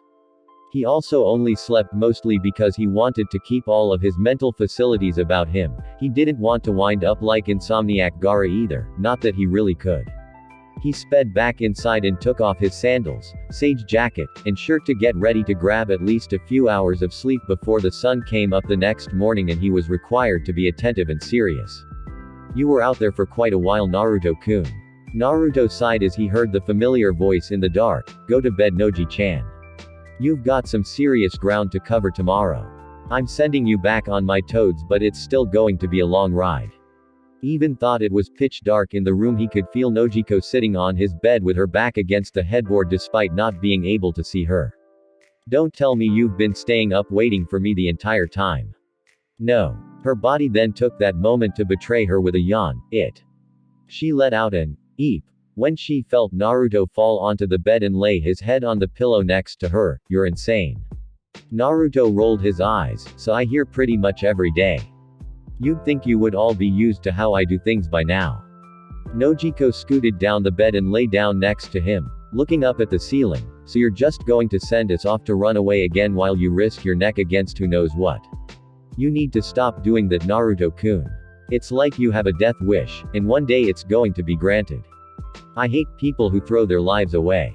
I don't have a death wish, Noji-chan. Naruto tried to lure her. He grabbed her hand and rubbed circles on the back of it with his thumb. How could you say that? I can't just think like that. I need to keep the rest of you safe. I'm not sacrificing my life here, I'm just risking it. Alone. Always alone. You're always doing things like this on your own and sending the rest of us off to wait for you from afar. Nojiko turned over and faced him on her side. What did you make us train for? Why did we even try to get strong? What was it all for if you don't trust us to fight alongside you? Naruto's eyes darted to hers. No one should ever fight alongside me. You've seen me fight. Stuff gets destroyed when I fight, even when I'm not serious. I taught you how to shoot to keep you safe just in case, not so you could be an active fighter. He sat up on his elbows. You are all utterly terrified of what's about to happen. I don't know anything about these admirals or anything at all about your world government, but from what I've been getting about how people are taking this guy's arrival, do you really think that being anywhere near that guy is good for any of us? Nojiko flinched. Naruto shook his head slowly. If this guy is really one of the strongest people in the world the way I've been hearing, can you really look me in the eyes and tell me that you could stand up against whoever this is? Nojiko frowned. Why does it have to be you? Naruto lay back down. I'm the only one strong enough. He gazed over and saw how upset she actually was at this. Oh come on Noji-chan. Look, I promise I'll be right behind you when you get to the ship, okay? Just do something for me when you get the ship out to sea. Go into my room and you'll find one thing. Just one thing in the entire room. You'll know what to do with it. Laughs, it's only good for one thing. Nojiko looked at him and her face softened before she put her head down on his chest and sighed. We'd better get out of this alive, Naruto-kun, all of us. She glared at him lightly. If you die on us, I'll drag you back from and beat you to death all over again. Naruto feigned fear. So scary. He pulled her closer to him. I promise Nojiko. Now go to sleep. Tomorrow's going to be a long day. The next morning, it hadn't taken long for the realization to go down that the time had come for the escape to take place. Clones stationed outside the city tipped Naruto off as to when they had finally arrived, prompting him to evacuate his crew on the double lest they be caught before they even had a chance of getting out of the country. Marines had centralized all throughout the capital city of Alubarna as soon as the sun had risen. The chaos of all of the men getting themselves in their posts allowed the Foxhound pirates to ess out of the city with no trouble. Just outside of the backside of Alubarna, Naruto had the rest of his comrades situated upon his toads once more, much the same as they were when they arrived in the city. You all head straight for the ship and hightail it to the ocean as fast as you can. Johnny raised his hand. How the are you going to catch up to us, Naruto and Ikki? You're fast, but you're not that fast. No one is. Ha. Don't worry about that. Naruto said. Just make sure you do what I say, alright? Miss Valentine smirked. Do you really think you can divert the ships watching over the coast from here? If you can't, then we're going to be sitting ducks once we reach the mouth of the river. Naruto sunshined in front of her and patted her shoulders firmly, a large confident grin on his face. Everything's going to be fine. I wouldn't ever make you do something that I didn't have worked out already. Miss Valentine laughed at him. This plan is so desperate and completely and totally asinine and out of left field that I actually think it could work. You sure like to keep things interesting, don't you? Naruto backed up with his hands in his pockets. Oh, you have no idea, and besides, it's better than your last job, isn't it? Now everybody move out. You don't want to be around when I make my move. With that said, everyone left on Naruto's summoned toads except for Nojiko. Something you need, Noji-chan. Nojiko motioned for him to walk over to her toad and grabbed him by his collar, yanking him into a kiss. She then dropped him and winked. Just that. Bye, Naruto-kun. Finally she set out behind everyone else. Naruto stared at her until she disappeared with everyone else in the distance. He finally started walking back into Alubarna, laughing loudly to himself the entire way. Cobra sat at the head of a long table in what appeared to be a conference room inside of the palace with an astute look on his face. I would like to thank you for coming all the way here simply to discuss relations between Alabasta and the world government. Getting a stance from the powers of the world would be invaluable to our country after our period of inner turmoil. Yes, a tall, aged-looking man with short black hair, a thin beard, amber-lensed sungles, and a marine coat d-bat over his yellow-striped suit like a cape. Your country is very important to the makeup of the government. He drawled. As soon as the news got to Marijoy, the order went out to send one of us to go over things with you. Other than the two men seated inside of the room for the proceedings, there was no one else in the vicinity. Marijoy. Cobra said. So the Gorausate 5 Elder Stars got the news of the rebellion ending more or less as well as it possibly could have for us and decided to send you Admiral Kizaru. You've pretty much got the gist of the situation. Kizaru grinned strangely. They were actually lobbying for Aokiji to come here instead, but the lazy bum disappeared right before the orders reached HQ, so I'm sorry to say that you're stuck with little old me for the duration of the meeting. Cobra smiled pleasantly at the man. You say that as if it were an issue, Admiral. Rest assured, we are absolutely elated to have you here with us in Alubarna. Shall we get down to business so that you can enjoy the rest of your stay serenely? He suggested to his powerful guest. Kizaru nodded. As you wish, King Cobra. The room fell into silence for a moment. Cobra didn't speak because this was more of a reactionary meeting. He was to hear exactly what the world government was going to do for Alabasta. Kizaru finally spoke. I'll simply cut right to the point so that I can enjoy my stay in your beautiful city. Something about that really put Cobra on edge. Kizaru leaned back in his chair. Of course the world government will help Alabasta with its recovery. Your people have been through much due to Crocodile, a man that had the backing of the Gorausei, and to that end of course they will assist in the reconstruction, although one could argue that you were responsible for some of the damage yourself. Cobra narrowed his eyes. What are you insinuating, Admiral Kizaru? Kizaru put his hands up in a placating manner. Me? Nothing. The Gorausei on the other hand doubt the validity of your nation's strife. They seem to believe you brought it upon yourself for one reason or another. Cobra's hands dug into the table. Really? How, may I ask, can they prove that? It's funny that you should mention that actually. Kizaru fished around in the lining of the marine coat, a member of what we now know to be Crocodile's Baroque Works organization, code name, Miss Wednesday, brought some intrigue. He placed a picture of Miss Wednesday on the table. She seems to bear a ping resemblance to someone in particular. He pulled out a picture of Vivi and slid them over to Cobra. He tried to hide his shock. Vivi had done a wonderful job of keeping herself hidden for the most part. Only Crocodile, the Straw Hats, the Foxhound Pirates, and the remaining living members of Baroque Works were aware of Vivi, and none of them were really on speaking terms with any government officials. It's not a big deal, Your Highness. Kizaru stated absently. Everything is fine, we just need to bring her to discuss her involvement with unscrupulous elements. I hear she also had some sort of connection to Straw Hat Luffy as well from Captain Air, Commodore Smoker's report. Cobra steeled his emotions. So what would this entail? Where would you be taking Vivi? There's nothing to worry about. Kizaru lured him unhelpfully. She'll be just fine by the time we get her back to Alabasta. We just need some, well, let's just say, sensitive information from her. This conversation was beginning to steer down a darker path for the king of the desert nation.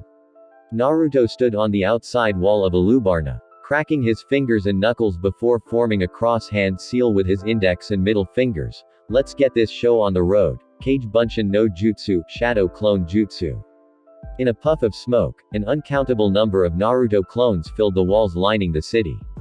Naruto cleared his voice before yelling his instructions out. Boys, you know the drill. Make yourselves scarce and go nuts on this place. The clones all chuckled mischievously before all jumping off of the walls, making raucous noise and making their way to the heart of the city to cause havoc amongst the Marines. Naruto nodded in a satisfied manner as he heard the sounds of chaos ring out shortly after he let loose his lovable self-copies on the unsuspecting capital. He then sat down on the wall and began to meditate. 2 hours later, all around town, panic spread through the Marine forces stationed there as seemingly out of nowhere an uncountable force of blonde young men in long red coats descended upon them like a pox. There was no reason as to what was going on, there was not even an inkling of possible motive or actual plan, which made it absolutely impossible for the Marines to launch any kind of counter-offensive against them. It was like the mystery men were all operating off of a different set of rules. Like they were just doing whatever came to mind. Spontaneously all over town, Marines were either pulled aside and beaten senseless before they knew what had hit them, or they were set up in horrible traps and pranks akin to something from a child's mind, a demented child's mind. Sir. A group of 3 lower-ranked seamen ran up to their superior officer in a hurry. 23 more of our men are down out around the market district. Something about tiger traps all along the streets and a rain of itching powder. We can't corral them because they're everywhere. They don't seem to be going in any general direction. Another one nodded furiously, and when someone actually does wind up taking one of them down, they just disappear into smoke. Poof. He finished with a grand hand gesture. What are we supposed to do? The Master Chief Petty Officer kept his composure for a moment before losing it. I have no idea. This was supposed to be easy. Just report to Alabasta and get your station for protecting the city of Alubarna. Who the attacks a city knowing that there's an admiral in it? And how the do you make a tiger trap in the middle of a populated city? Right when he spoke, a group of 3 Marines were thrown out of the window of a nearby pub forcefully enough to be slammed into a wall on the other side of the street. It's bad enough that this place doesn't have ramen. I don't need you idiots coming in here and messing with my attitude even more. At the broken window appeared one of the blonde men in question. This one in particular didn't have a smirk, or a grin on his face, he was simply scowling heavily. A group of 2 more blonde men, exactly in appearance to the first one only considerably more lighthearted, landed in front of the broken pub window. Yo, what happened? Why are you in there? The angry blonde's stomach growled loudly. Boss missed breakfast today. And guess what? Apparently this country doesn't have ramen either. He took note of the looks of shock on the other Naruto's faces. I know. That's what my reaction was too. One of the others brainstormed, that can't be possible, there has to be one restaurant in a town this big that has ramen. The angry one's stomach growled again. Well, what are you waiting for? He yelled at his comrades, getting cracking and find some of that holy treasure already. Leave no stone unturned. Hi Oyabun. The clones then jumped off amid the rooftops once more, this time with an ulterior mission, while the original angry clone jumped through the broken window and walked down the street, muttering to himself with his hands in his pockets. As the clones left, all of the 4 Marines left standing let out an anxious breath. I think I just had my brush with death. One man muttered before flinching at the sight of even more whooping clones flying across the rooftops overhead. I think we should call for backup. A random explosion went off in the distance before a large cloud of orange rose up from seemingly a few blocks away. I think you're right. The head officer replied. I'm putting you up for promotion, that's good thinking. Agaram watched from the palace with a telescope, allowing him to bear witness to the anarchy in the streets. What is he doing to the city? He screeched in an uncharacteristic high-pitched voice. Calm down Agaram. Chaka replied from his side, watching the events much the same way he was. He isn't really doing anything. I haven't seen any major property damage. The worst thing he's done was set off that orange paint bomb that covered that whole street on the northern side of the city. He's taking care not to do any more damage to Alubarna than it's already taken. He then sweet-dropped when he saw an abnormally large orange toad with a blue vest, larger than all of the buildings in the town, hopping through the streets swatting Marines all over the place. Never mind, well at least the property damage is staying at a minimum. How? What the? A toad. Agaram stammered out at what he was seeing. Where on earth did a toad come from? And is he riding on the thing's head? Era, what's this? A curious voice called out from behind them. Would you look at that? It looks like a party down there. Both Chaka and Agaram paled as they turned to find the disinterested face of Kizaru standing right there behind them. The Admiral. Both men stuttered out. He looked at the city with a wry grin. After all of the damage your city has been through and these careless people use their powers to simply raise havoc, what a nuisance. One of the Marines guarding the palace for Kizaru's security ran up to him, out of breath from traversing the large palace. Sir, reports from in town claim that all persons identified attacking are the same person in description. 1. Seed of War, Uzumaki Naruto. He held up Naruto's wanted poster from after the fight with Arlong and the destruction of Captain Nezumi's Marines. Kizaru looked at the poster. Oh. He said with seemingly false enthusiasm. Well, I guess it's up to me to protect one of the nations under the World Government Alliance from one of these pirates, huh? The man that had informed Kizaru spoke up. Sir, we have sent for reinforcements from nearby forces. Quote. Kizaru said as he moved slowly through the hall. Good initiative, but I don't think this will last that long for any to be necessary. He then disappeared around a corner, followed shortly by the man that was with him. Agaram and Chaka watched Kizaru leave the vicinity before looking at one another. Agaram voiced his own concern. That boy had better get moving soon or else he won't be alive for too much longer. Chaka begrudgingly nodded his agreement. Both men turned as they felt the presence of their king, due to the malevolent feeling he was projecting. Cobra-sama, what is the matter? Cobra looked at them with the utmost seriousness. Find Vivi and bring her to me, hurry. I believe we may owe Uzumaki-san another favor after this. Naruto sat atop the head of a miv toad as it stomped its way through town, Gamakichi, I don't see why you're so pissed off about being here. When was the last time I summoned you or any of the other toads for anything half this fun? Gamakichi looked up to the whiskered blonde on his head. It's wow and dry out here, Naruto ni. What toad do you know that lives in dry areas? Naruto shrugged. There's an oasis south of here. Go there, genius. He then swung a small glare downward. If you pick me up and throw me, I'm going to get the next generation toads to torment you later. He caught Gamakichi with his tongue out, about to grab his body. The toad ed his tongue back up quickly. You're such a bastard, Nisan. How are you not dead yet? Naruto grinned and patted his large friend on the head, because nobody's good enough to pull it off, Gamakichi. You sound like you want me to pee on. Gamakichi rolled his eyes. Whenever you finally kick the bucket, it sure won't be because you pet on. You and I both know you're going to go out in a blast of fire and take half of the world with you. Naruto chuckled. Me? Never. It's not about changing the world, Gamakichi. It's about doing your best to make sure you leave the world the way it is for the most part. For the most part, you say? Gamakichi questioned suspiciously, this coming from the guy that. Naruto looked away and scratched his cheek sheepishly as he cut him off. Well, some things here and there have to change, you know what I'm saying. He could feel Gamakichi's facial muscles move as he started to smile. And you can go ahead and shut up, Kichi. I'll get Gamabunta on you if you keep it up. I have old dirt on you that should be buried and gone. Just like you. Gamakichi cracked absently.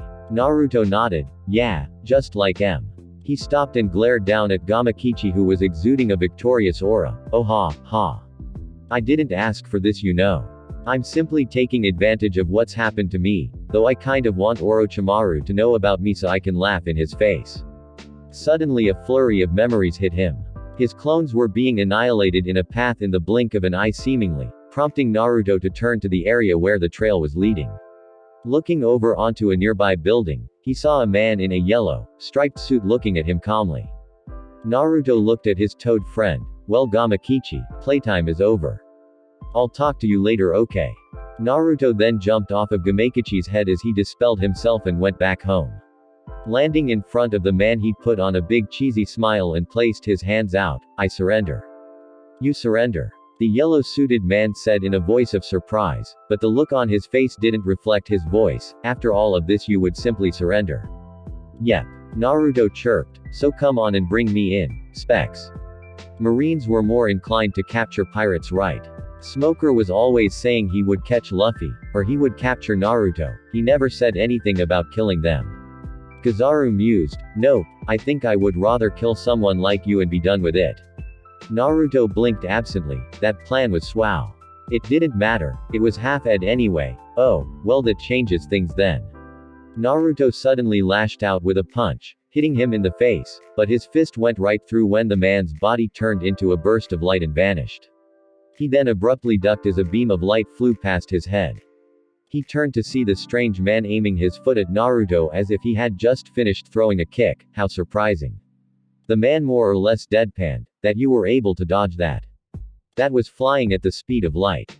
Naruto stood back up and turned to face him with a tick mark on his head. I can't punch you in the face. You must have another of those godded devil fruit powers, something with light it seems. Can't anyone out in the world fight without one of those things? Ah, but what's the fun in that? He teased Naruto with his condescending speech. Have you ever been kicked at the speed of light, boy? Once he thought about it, he really hadn't. Naruto blinked. No, I actually can't say that I ha-irk. In the blink of an eye, Naruto was sent flying by a violent impact in his stomach that sent him sprawling about the skies of Alubarna. He eventually landed right outside of the city central square, the area right in front of the palace. The force with which his body hit the ground cracked it, getting Naruto to pull himself up with a serious look on his face. Okay then. You clearly hit harder than anyone else I've fought so far since I've started doing this whole traveling thing. That puts you up a notch in my book, putting you at notch 1. I'm so glad I've earned your respect. Kizaru said. Due to the usually placid expression on his face that seemed to be the norm, Naruto couldn't tell whether or not that was sarcasm. I mean, my ranking of admiral notwithstanding, getting complimented by a random pirate made me feel all warm and fuzzy inside. Okay, now it was definitely sarcasm. Naruto quickly summoned Samahata, who began vibrating wildly in Naruto's grip. You are strong. Samahata never actively asks me to please hurry up and cut into someone. The sword made noises that seemed to agree with that sentiment. Naruto then pulled the bandages off of the blade's scaly form. Well, what my sentient sword wants, it gets. He held the sword over his shoulder, waiting for a chance to commence his attack. Now let's try this again. Whatever you like. A last request if you will. Kizaru drawled before launching a beam of light at Naruto with another kick. Naruto brought up Samahata and allowed the blast to hit his sword. The speed and power it hit him with exploded on contact and forced him backwards 50 feet. Naruto checked on his sword. So how was that? Samahata made some noise that got Naruto to smirk. Samahata says, what was that, an appetizer? Send something with a little kick behind it next time. Naruto looked at his sword. Wow, you're being a jerk today, buddy. Kizaru feigned interest. I'm so sorry that my attacks aren't up to your sword's standards, but I'm more concerned with you. With that he seemingly vanished from sight and random beams of light flashed at Naruto from multiple spontaneous sides. Defense to the attacks were given by Samahata wrapping around his body protectively and absorbing the attacks. Naruto kept his eyes peeled as he scanned around for Kizaru. This is great and everything, but I still can't hit the bastard. I can't move at the speed of light and he's not going to just S up and let me catch him with something. Kizaru stood back in front of Naruto stroking his beard. It seems I'm going to have to get a little more serious with you. In his hands formed a very long sword made of light. Amano Murakumo, sword of the gathering clouds of heaven. Naruto allowed Samahata to return to its normal form since he was going to have to actively defend now. With the speed his opponent could move at, he could be precise and stab through Samahata's defense. It was useless, but at least while moving he would have a chance at avoiding the damage, unlike when he was holding still. Well, at least Samahata could eat through that sword if he could block it. Kizaru once again left Naruto's sight with the speed of his devil fruit, prompting Naruto to use his instincts developed after years of combat to bring Samahata up to his side in time to block a slice from Kizaru's light sword. However, upon touching Samahata it didn't vanish, it clashed against it much like any other sword.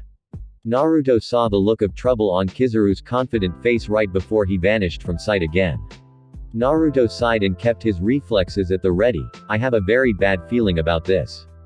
Cobra had taken advantage of the panic that Naruto's presence had brought, as all Marines were called around the town square to ensure the area was locked down to keep Naruto from escaping from the admiral he was in conflict with. He had gotten Chaka and Agaram to bring Vivi to him, and at once he had summoned Karu and whisked them to the outskirts of the town under the cover of Naruto's chaos.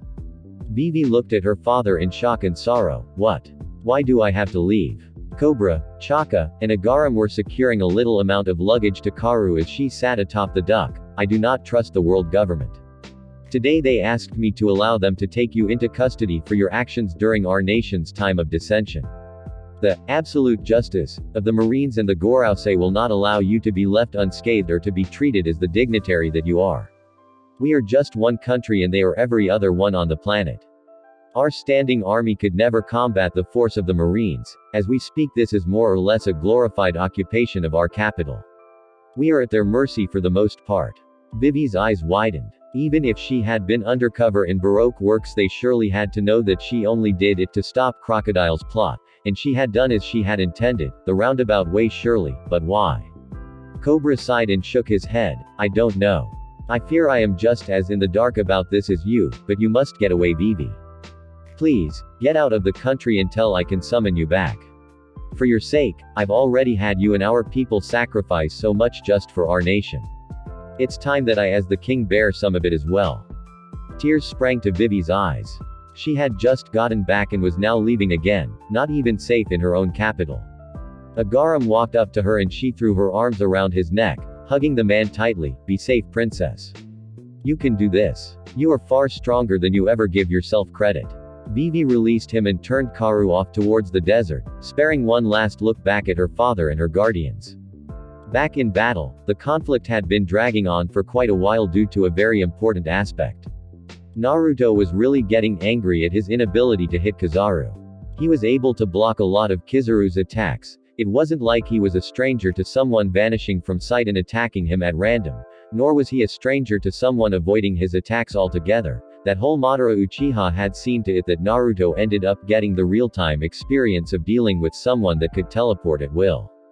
But there was nothing, space-time, about this. He was simply faster than Naruto.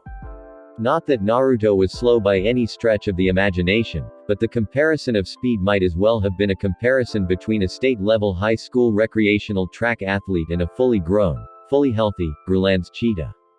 Good, extraordinary actually when compared to normal people and even his peers, but compared to the alternative he just didn't measure up. Naruto's top speed was simply not the speed of light. Period. There was simply no workaround to that. He wasn't a kid anymore that could say whenever someone was better than him he would just train harder until he was just as good as them. It was the speed of light. You don't beat that, ever. And he thought the Sharingan was a cop-out. The Sharingan would get the good old run around against this guy. The thought would have made him laugh to himself if he wasn't currently in a fight for his life. Gah! Naruto shouted, "How do I hit this son of a..." Naruto ducked and swung Samahata around himself in a 360 arc to try and hit something. It's pissing me off. How do you hit light? Naruto stabbed the sword into the ground just in time for a flare of light to bounce off of it before Naruto ended up taking a punch that sent him flying into the side of a building, right through the wall. Naruto sat in the rubble and wreckage created from his entry. He rubbed his bruised jaw and glared at his sword. "We're getting our ass kicked." Samahata made its usual noises, getting Naruto to respond angrily. "What do you mean? What do you mean we? You're right here with me, getting your scaly self kicked all over the square as well." Naruto sighed. "This isn't working." He resealed Samahata and stood up before yelling outside the hole in the wall, "You're the only one making property damage here. Are you going to be paying for all of this stuff when you're done whole?" He spoke lowly to himself. "Why do I destroy so much stuff everywhere I go?" Naruto randomly picked up debris from the ground, a piece of GL, and looked at his dirty form in the reflection. He frowned at his slightly haggard image until a glare from the sun on the mirror hit him in the eye, annoying him by slightly disorienting him. "Stupid light, I've had enough of that today." He kept looking at his own image until he started moving the mirror back towards the sun glare.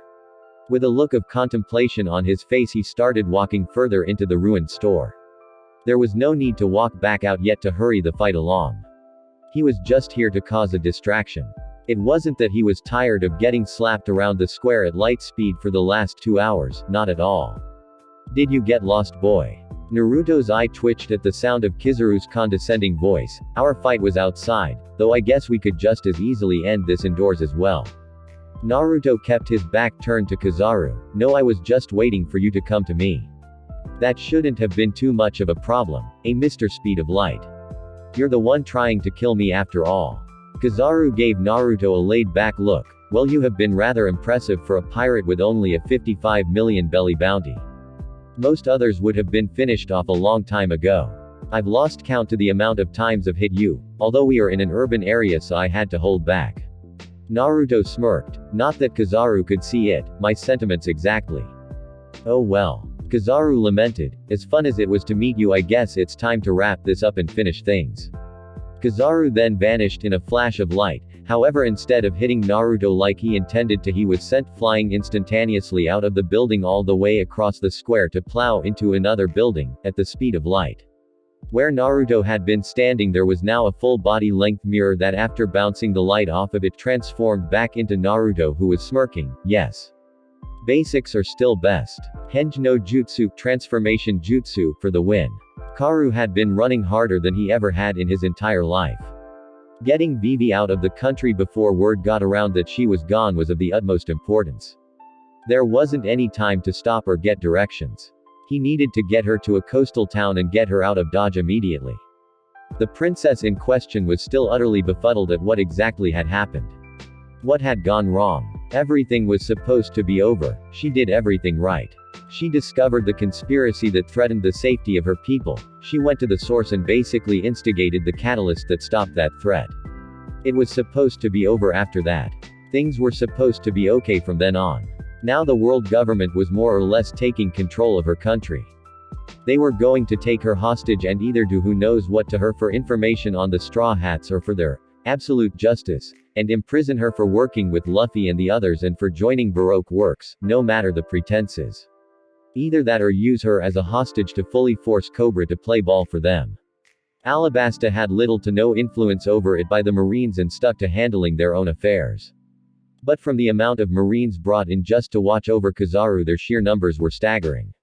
Almost on par with the amount of Imperial soldiers inside of the city. And Kizaru himself was worth a countless number of troops. No way, that's the same duck that belonged to the princess. Upon hearing a voice identify her, Vivi stopped Karu to look at the person only to widen her eyes at a familiar face, Soren. Soren nodded. Seated atop Naruto's summoned toad, what are you doing all the way out here? Vivi raised an eyebrow. I could ask you the same. Aren't you supposed to have left with the others by now? Soren grinned. I came to the coast to scout ahead for any trouble and wait for the ship to come past and get me from the riverside. Uzumaki drew the troops away from the coast. They're moving closer towards Alubarna, so I guess his plans to divert troops for reinforcements after he caused a ruckus in the capital worked after all. Vivi smiled as it seemed that they were going to get away before she remembered her own dire straits. Take me with you. She blurted out suddenly. What? Was the eloquent response she received from the bald man with the red facial marking. Why do you want to come with us? Vivi looked down. The government may be making a power play on my father's reign over Alabasta. He told me to leave for my safety while he handled things here so that at least one member of the royal family could be out of their direct hands. Soren frowned at the young woman. World government, huh? And while Uzumaki is gone, I guess I'm more or less the captain. He took a moment of contemplation. Okay, why not? We've got room for you, and getting in a swow on the world government is always great to me. Vivi let out a breath of relief and hugged her duck Karu tightly in reprieve. With the Foxhound pirates, Johnny and Yosaku kicked the last of the Kung Fu dugongs off of their ship. Who told you to get on our ship and make yourselves at home, you bastards? Upon getting on the ship and setting it down the Sandora River towards the sea, they found that the insides of their ship were chock full of the very same martial arts practicing animals that they had all stumbled across before heading to Yuba. Miss Valentine and Nojiko had quickly sent the two swordsmen in as the cleanup crew while they navigated and steered the ship down the river. Close quarters were really not the place for them to be using swords, especially in their own home, so the effort to get the dugongs out was more or less a battle of attrition. In this case, getting their ass kicked by Naruto did good for them, as they outlasted the animals and got them out eventually. However, they did take a nasty little beating when the numbers game was against them, as evidenced by their busted mugs and bruised bodies. Nojiko was at the helm with a map of Alabasta in hand as she drove the ship along the large body of water. Miss Valentine floated down from the masts with her umbrella, smiling serenely. So how goes our escape efforts, little Miss Navigator? Nojiko gave her a half-hearted glare. Things are going well. All that's left is hoping Naruto-kun's plan cleared the coast of marine ships so that we can get away. Speaking of Naruto, Miss Valentine said, how exactly is he supposed to get back onto the ship once we get to the ocean? Yeah, Johnny asked from where he and Yosaku were keeping watch from the sides. He really never told us what he was going to do to get away.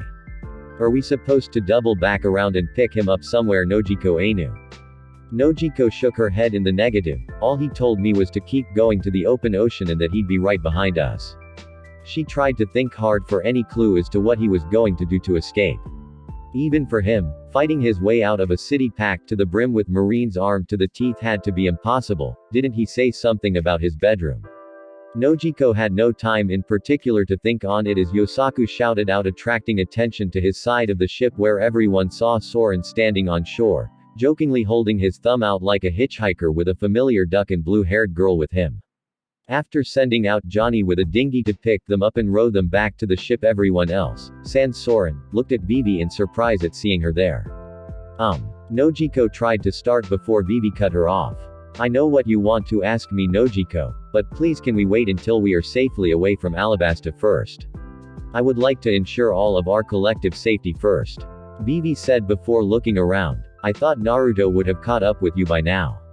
Nojiko's mind snapped back to the task at hand. There was supposed to be something in his room, he said. The girl moved past the rest of the crew and ran inside to Naruto's room as fast as she could. Upon reaching the captain's quarters, she found nothing in the room of any importance at first glance. Just some dirty clothes, and that was it. Naruto was never really in his own room. She did, however, see one of Naruto's kunai stuck in the headboard of the bed. She sat down on the mattress and sighed, looking at the seemingly insignificant blade until she inspected it further. It wasn't one of Naruto's standard fare kunai. It had 3 blades in something of a prong that made it look more dangerous than normal, and on its handle, which was thicker and more ornate than Naruto's normal kunai, was some kind of marking. Nojiko pulled the strange weapon out of the wood and stared at it intently. Henge no Jutsu. E-rank supplementary ninjutsu and a general skill for shinobi of all types. This technique allows the user to transform themselves or another object into the appearance of another person, animal, or object. The technique requires a constant emission of chakra while simultaneously mentally maintaining the form as well as interaction of the user of the jutsu with the environment. It was one of the 3 required jutsu necessary for a young Naruto to become a ninja in the first place. However, the older he had gotten, the less he utilized the technique in the long run.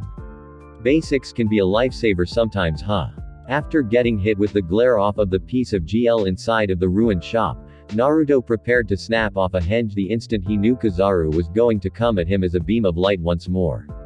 Using henge did not give Naruto the durability of steel or anything like that, and a good hit could dislodge his transformation, but he did take on properties of what he transformed into, such as weight, general appearance, or the reflective properties of a GL mirror.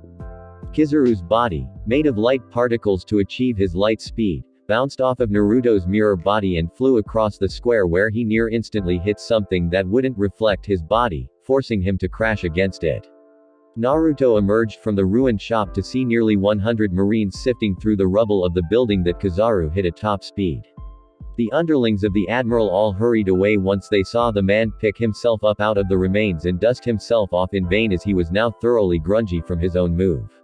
Kizaru simply walked forward without much of a tell on his face. "What was it that you did?" "I couldn't see anything, but I think myself just now." Naruto grinned widely. "Maybe you just missed." "Ever think of that?" Kizaru chuckled. "I don't miss. I'm very accurate." Naruto shrugged. "Whatever you say." With that, he rushed at Kizaru, who simply stood still, thinking Naruto was going to punch him again. But Naruto simply made his seal for Kage Bunshin and surrounded Kizaru in a tightly knit circle of his fully cognizant clones. Kizaru let out a sigh. "You can't surround Light Boy. The Pika Pika no Mi glint glint fruit lets me turn my body to Pwawans of light. How do you expect to beat that?" He simply made his way in no particular direction, simply trying to bust through Naruto's formation of clones with his light speed. Which was exactly what Naruto wanted. Naruto's clones all turned to mirrors on the double. Kizaru's light simply kept bouncing between the mirrors, as there was no gap in between them, allowing the light to escape. Naruto walked over to a random mirror in general and slightly angled it off kilter, sending Kizaru off to who knows where at the speed of light.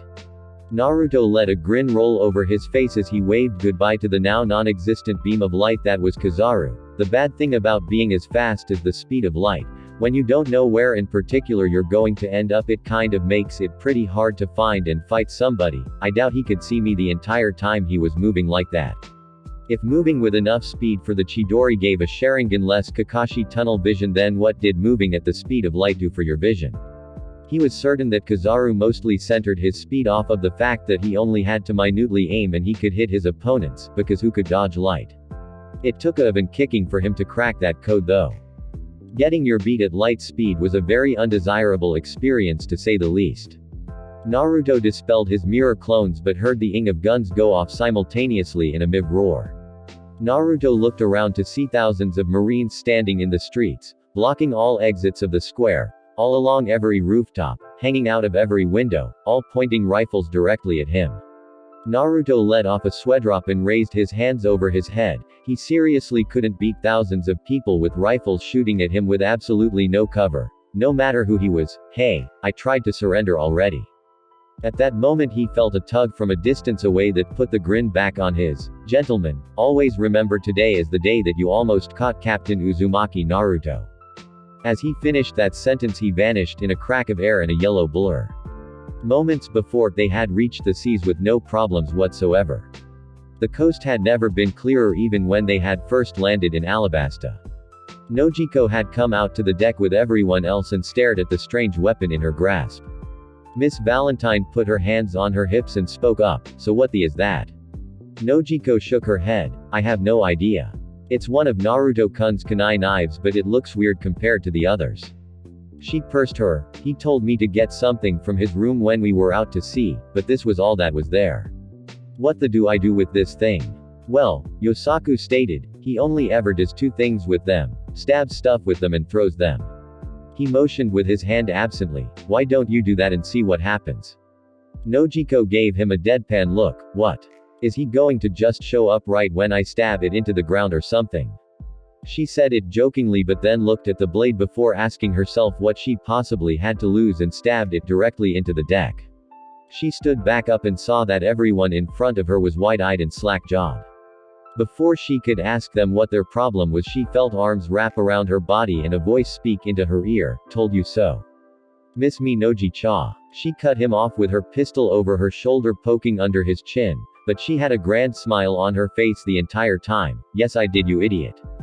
Back in Alubarna, the hysteria of the day reached a fever pitch even as the sun died down once the majority of the servants in the castle realized that Vivi was gone.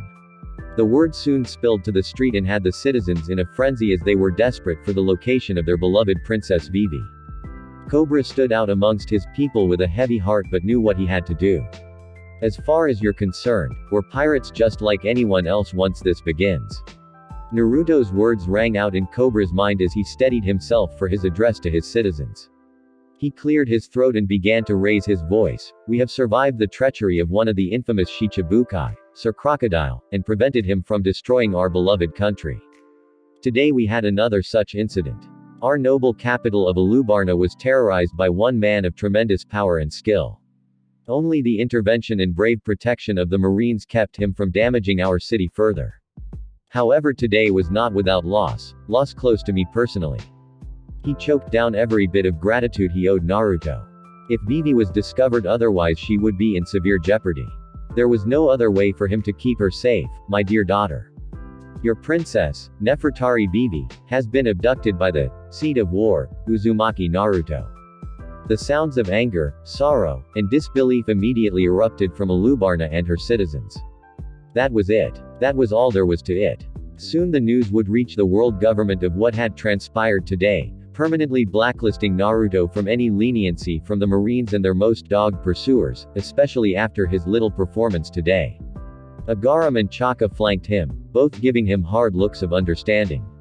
May God have mercy on both of their souls, both his and Naruto's. For infinitely different reasons altogether. King Cobra watched the hapless Marines scramble about his city in search of one Uzumaki Naruto, and all he could do was look up at the sky. Stay safe, Vivi. Please keep yourself well, for me and everyone in our kingdom. And Uzumaki Naruto. I sincerely apologize, and hope that you have the strength of both body and mind to weather the maelstrom that I have unleashed upon you. Meanwhile, in parts unknown, Kizaru looked around his new surroundings curiously. Now where in particular would I be? I know that this place should be familiar. It's supposed to be famous as a paradise of sorts if I were to remember. He snapped his fingers in realization. Oh yes. I know what to call this particular place. His tone dropped off significantly as his face remained largely unchanged. Kizaru had ceased to be a beam of light after who knows how many rotations of the planet. He let go of his light form after 5 seconds, which was infinitely too long to go without hitting Naruto's body or anything in particular.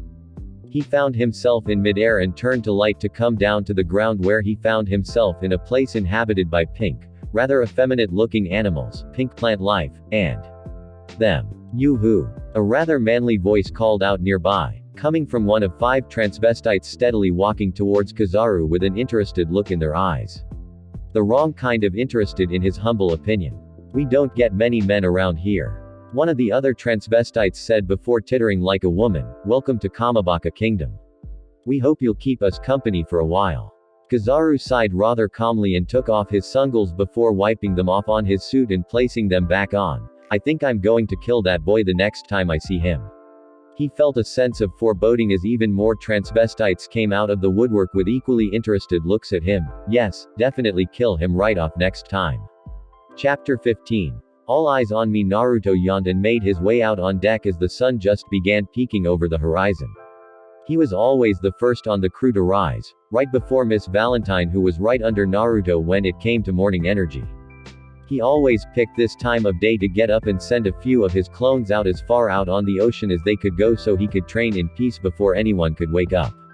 They could only practice for so long before they dispelled, but he didn't care. He had more or less peaked long ago in his strength. At this point it was more or a concept of maintenance at this point. He also came to check on the guard clones he had posted. No one on the ship manned the crow's nest during the night because Naruto could simply make clones and keep them in place on night watch while everyone else slept. He trained everyone so hard that making them take watch as well would have been cruel and unproductive to boot. As he made his way to the helm to go ahead and get the day started, he saw Vivi off at the opposite side of the ship, leaning on the railing staring out at the sunrise.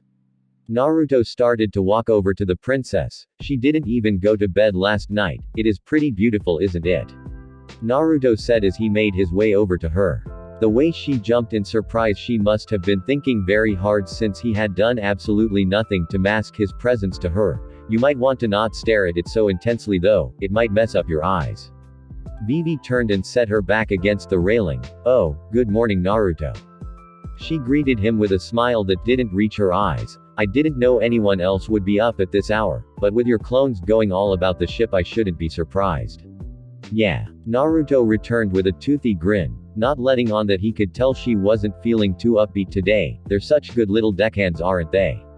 You boss. One of the clones shouted in response to its creator, ending in Naruto dispelling it with a roll of his eyes, getting a small giggle from Vivi. Alright, at least he was able to make her smile a little bit.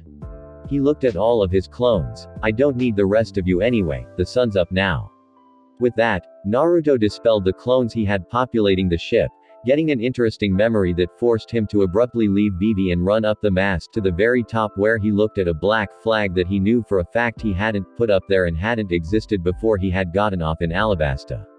On the flag there was a skeleton with Naruto's blonde haircut right down to the Hite 8 on its forehead. It also, instead of having a usual Jolly Roger appearance, it had a grin much like one that Naruto regularly wore, and its eye holes squinted much like Naruto's own eyes usually took. Behind the skeleton were two crossing kunai instead of crossing bones. On the mast in the crow's nest he found a message carved. Don't be a stranger, Mr. Uzumaki. I'll see you again soon enough, I'm certain of it. Stay alive until then, alright. You are a very strange person, and I'm holding you and Straw Hat Luffy responsible for my ongoing existence, so do not forget that at some point you must take responsibility for your actions. Nico Robin. Naruto shook his head confusedly. Take responsibility. I wasn't aware that keeping people alive made me responsible for them. Oh well, at least she's super good looking. With that, Naruto jumped down and landed next to Vivi as he pointed up. Apparently we have a Jolly Roger now. Vivi looked up at it in confusion. She hadn't noticed it and neither had anyone else. With all that had happened the day before, no one really had any reason to pay attention to details like that. They were too busy hightailing it away from Alabasta. Who made it? Your clones. Naruto shook his head. No, Nico Robin. He saw Vivi's eyes turn angry at mention of her. Oh what? Miss Valentine used to be in Baroque Works too. She still uses the name they gave her. Vivi shook her head. That's different. I got to know Miss Valentine in the way to Alubarna and she really isn't a bad person. Naruto gave an amused smirk. How do you know Robin-chan isn't a good person either? Everyone has their own reasons for doing stuff. She might not be nearly as bad as people make her out to be, at least that's what I get from her. His smirk dropped and he put a hand on Vivi's shoulder. It's over. Crocodile was the mastermind and now he's in prison nursing over some serious Luffy-caused bruises. If you ever see her again, take it up with her then, but until then don't obsess over it. Obsession makes people do terrible things. Vivi's eyes stopped holding such rage and she looked up at the ship's captain. How old are you, Naruto? Naruto sighed. I'm already doing this with Nami-chan and I'm not letting anyone else get into the little betting pool. If you started guessing you would be guessing for fun. Vivi blinked. I wasn't aware it was a game of sorts. How could it possibly be a game that was any good? You don't look a day over 25 at the oldest. Seriously, Naruto had to be one of the strangest people she had ever met. Just by himself he was right up there with the entire Straw Hat crew when it came to being weird. Naruto winked at her slyly. What can I say, my princess? I age gracefully. Very gracefully. No one ages that gracefully. Vivi replied. Somewhat amused by his cavalier tone, there has to be some indicator on you. That's a clear indicator. Like an ID of some kind. Why would I need ID? Naruto stated, what could possibly be an advantage of letting people know anything about me other than my name and that I can kick their written records are for chumps. Vivi sweet dropped, well maybe we should cut you open and count the rings.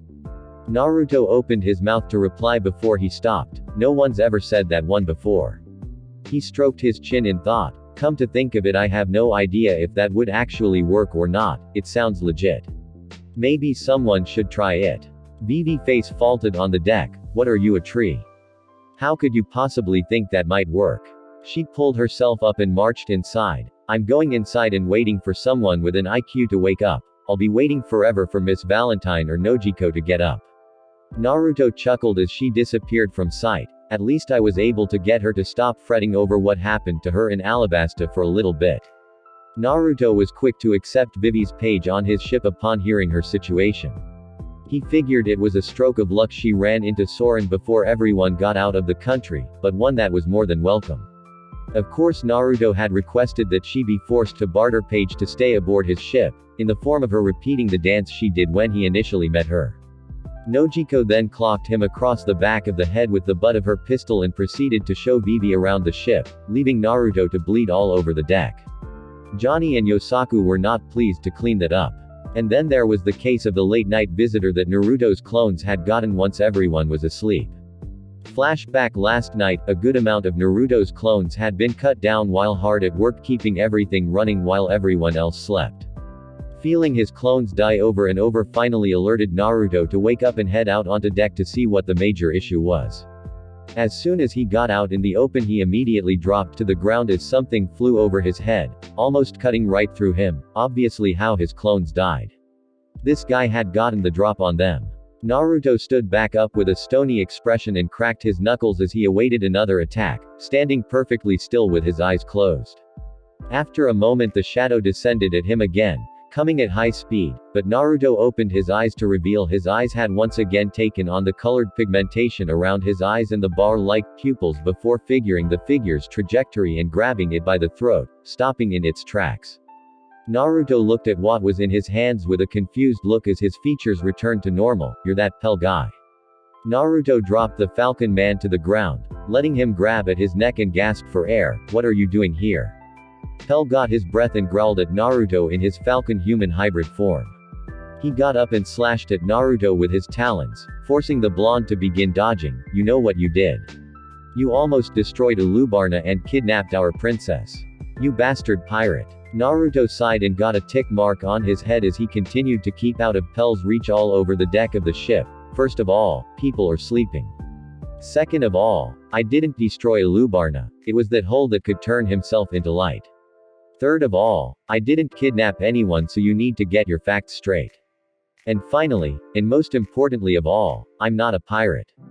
Naruto drove this point home by driving his fist right into Pell's body, bringing the man to his knees and turning him back to normal when he stepped on his head to keep him pinned.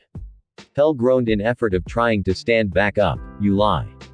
King Cobra gave a speech about your actions today. If only I were 100%. If you were 100% you'd still be laying there with my boot on your head, you'd just be laying there at 100%. Naruto said coldly, now what did you just say? Pell glared at Naruto until he increased the pressure on Pell's head with his sandal. Please speak quickly. People that attack me have a bad habit of dying. You're just lucky that we were allies at one point. Pell struggled to get the words out as Naruto continued to push down on his head. Today the king said that you had begun to run amok throughout the city and had gotten into full combat with the Marines stationed there to help us. Naruto snorted. Duh. What was I supposed to do? Let them catch me. That was just a diversion so my crew could escape. I didn't cause any major damage until the admiral that turns into light showed up and fought me. Bastard was fast too. You're a pirate first and an ally second. What would you have me believe? You, or the words of my king? Pell said as he felt Naruto lighten up with his boot. He took that opportunity to draw his saber and swing at Naruto, forcing him off. He stood up swiftly and took a swing at Naruto, who ejected a kunai from the sleeve of his coat and blocked Pell's sword. Seeing as how talking was getting him nowhere, Naruto was about to resort to his old stalwart tactic of getting people to listen to him, beat the crap out of them so badly that they couldn't move away to not listen to him. It was his oldest tried and true tactic. Naruto swung his kunai outward, sending Pell's sword arm to the side with his strength. Naruto spun a 360 into Pell's guard and finished with a hard clothesline right to the throat that flattened Pell, sending him to the ground right on his back. Naruto dropped a knee, trapping Pell's sword arm underneath and held the kunai to his throat. Are we done? I can keep this up all night. I've got 4 hours to sunrise and a whole crate of whoop all for you. Naruto. Vivi stood at the doorway leading inside of the ship staring at Naruto hovering over the defeated form of, Pell, you're alive.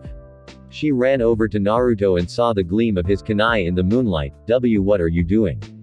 Princess Vivi, get away until I can defeat this man. Pell shouted from the ground. I'll get you back to Alabasta, just hold on.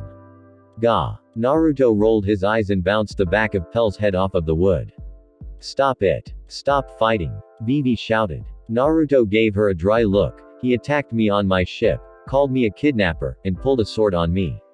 If there's one thing I hate, it's people questioning my integrity. I'm no liar.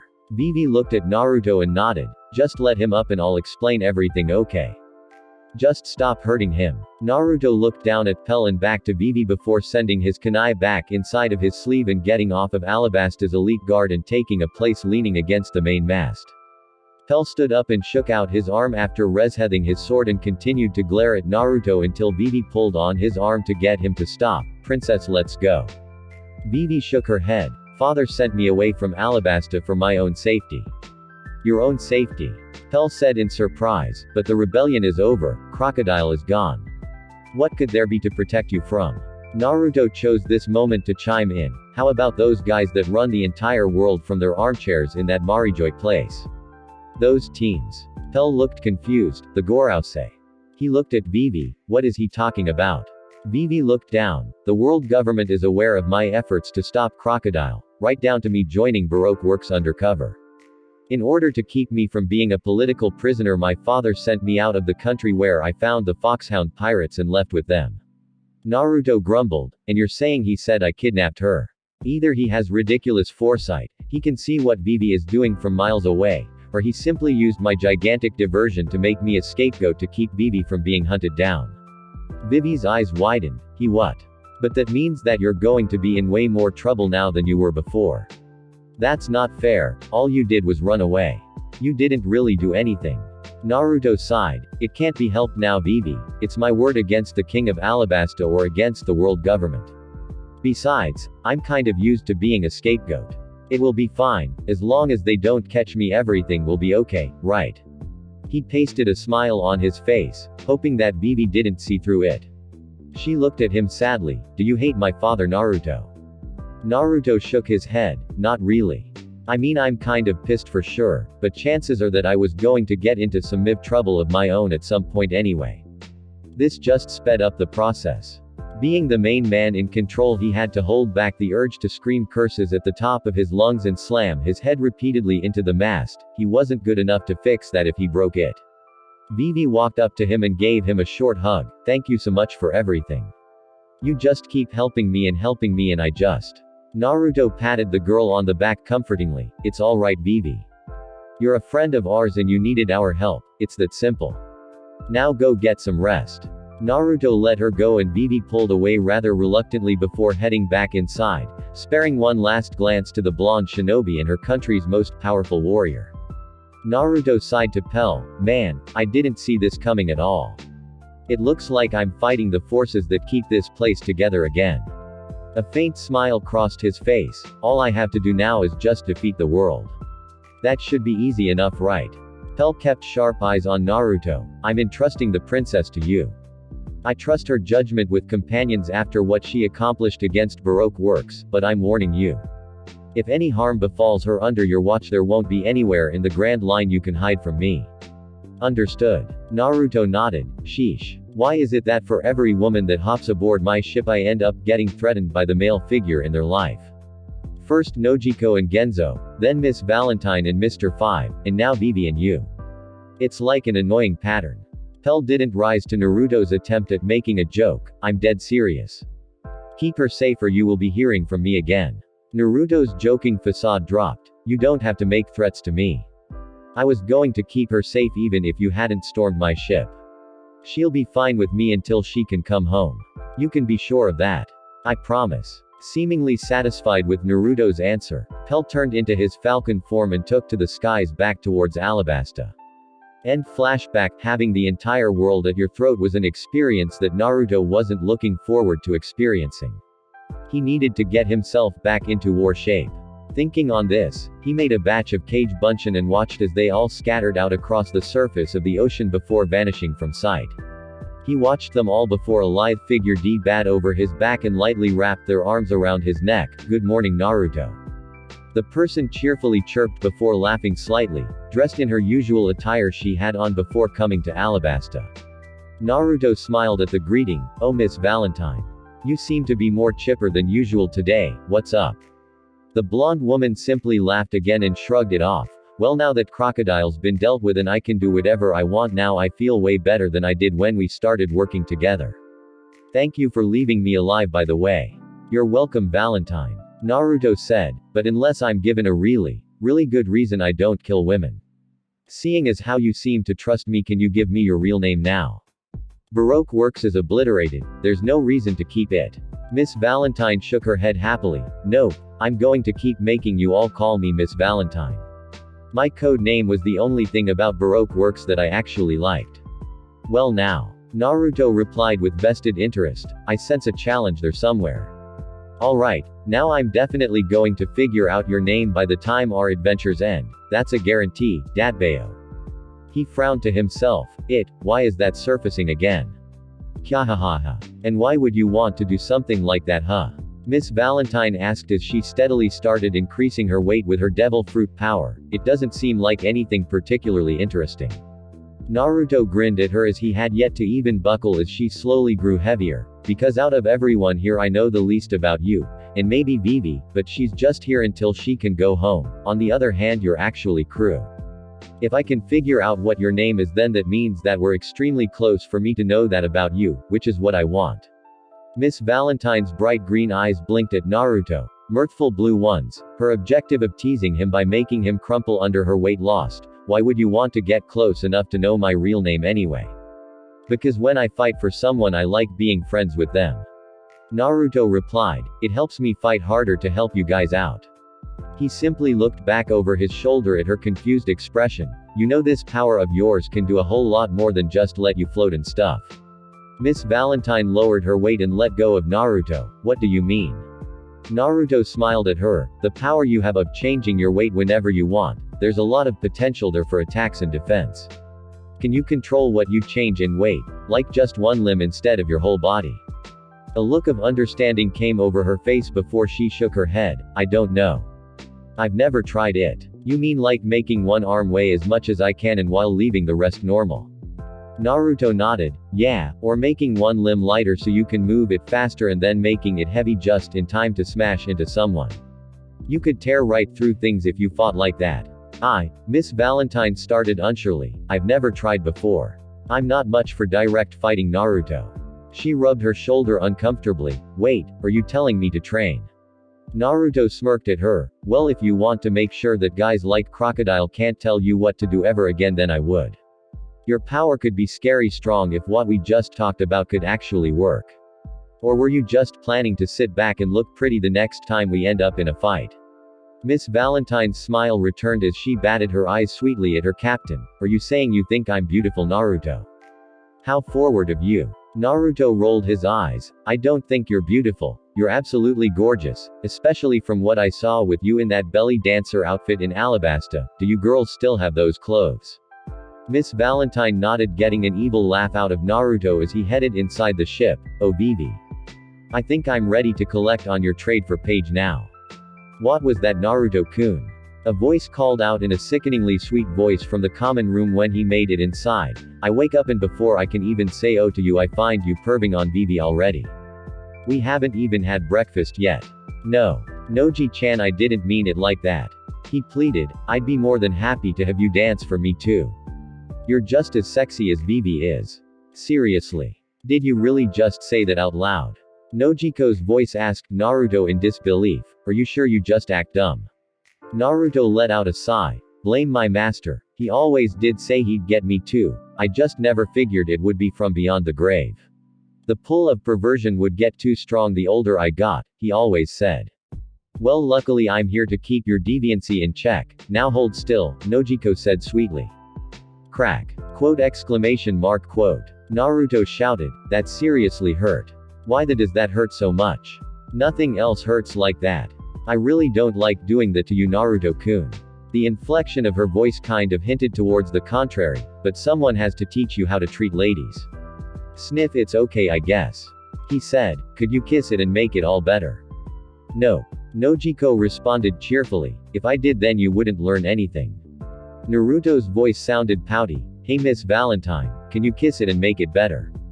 A low amount of killing intent could be felt from inside. Hey, you said I needed to learn. Well, I learned that if you won't do it there might be another girl on the ship that will. There are 3 after all. Nojiko's killing intent magnified, but didn't seem to deter Naruto. I think I could apply that towards more than just kissing a bump and a bruise here or there. See, bang. Stop doing that log switchy thing when I shoot at you. Take the bullet like a man. The sound of Nojiko reloading her pistol could be heard. All I give you is love and all I get back are bullets.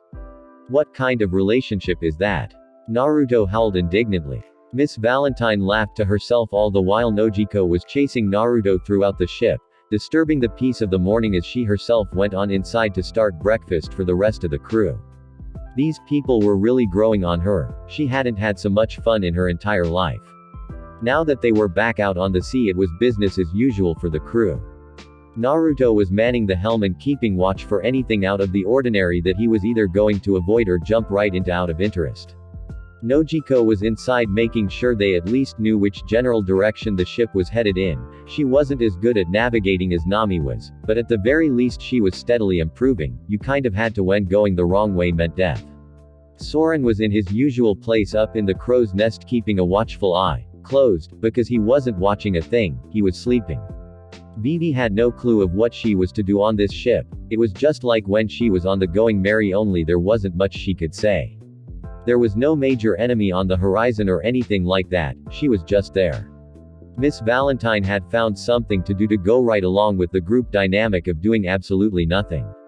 In an effort to help Johnny improve on his speed he was forced, by Naruto of course, to carry her, running at top speed, all around the ship piggyback. Not too difficult, until she started using the kilo no mi to increase her weight. Cruel. Yes. Effective. Yes. Hilarious for Naruto to hear Miss Valentine shouting encouragement as she added on extra weight to increase the intensity of the workout. Yes. Meanwhile Yosaku had found his own workout instead of waiting for his captain to dole one out to him. Yosaku stood on deck, sweating buckets as he swung a miv stone hammer about the deck in his usual sword forms. His form was very slow, but that was the point of the exercise, to give his attacks more power and to see if he couldn't increase his speed. Naruto watched from up above where the helm was, simply watching him work. Yosaku, how heavy is that?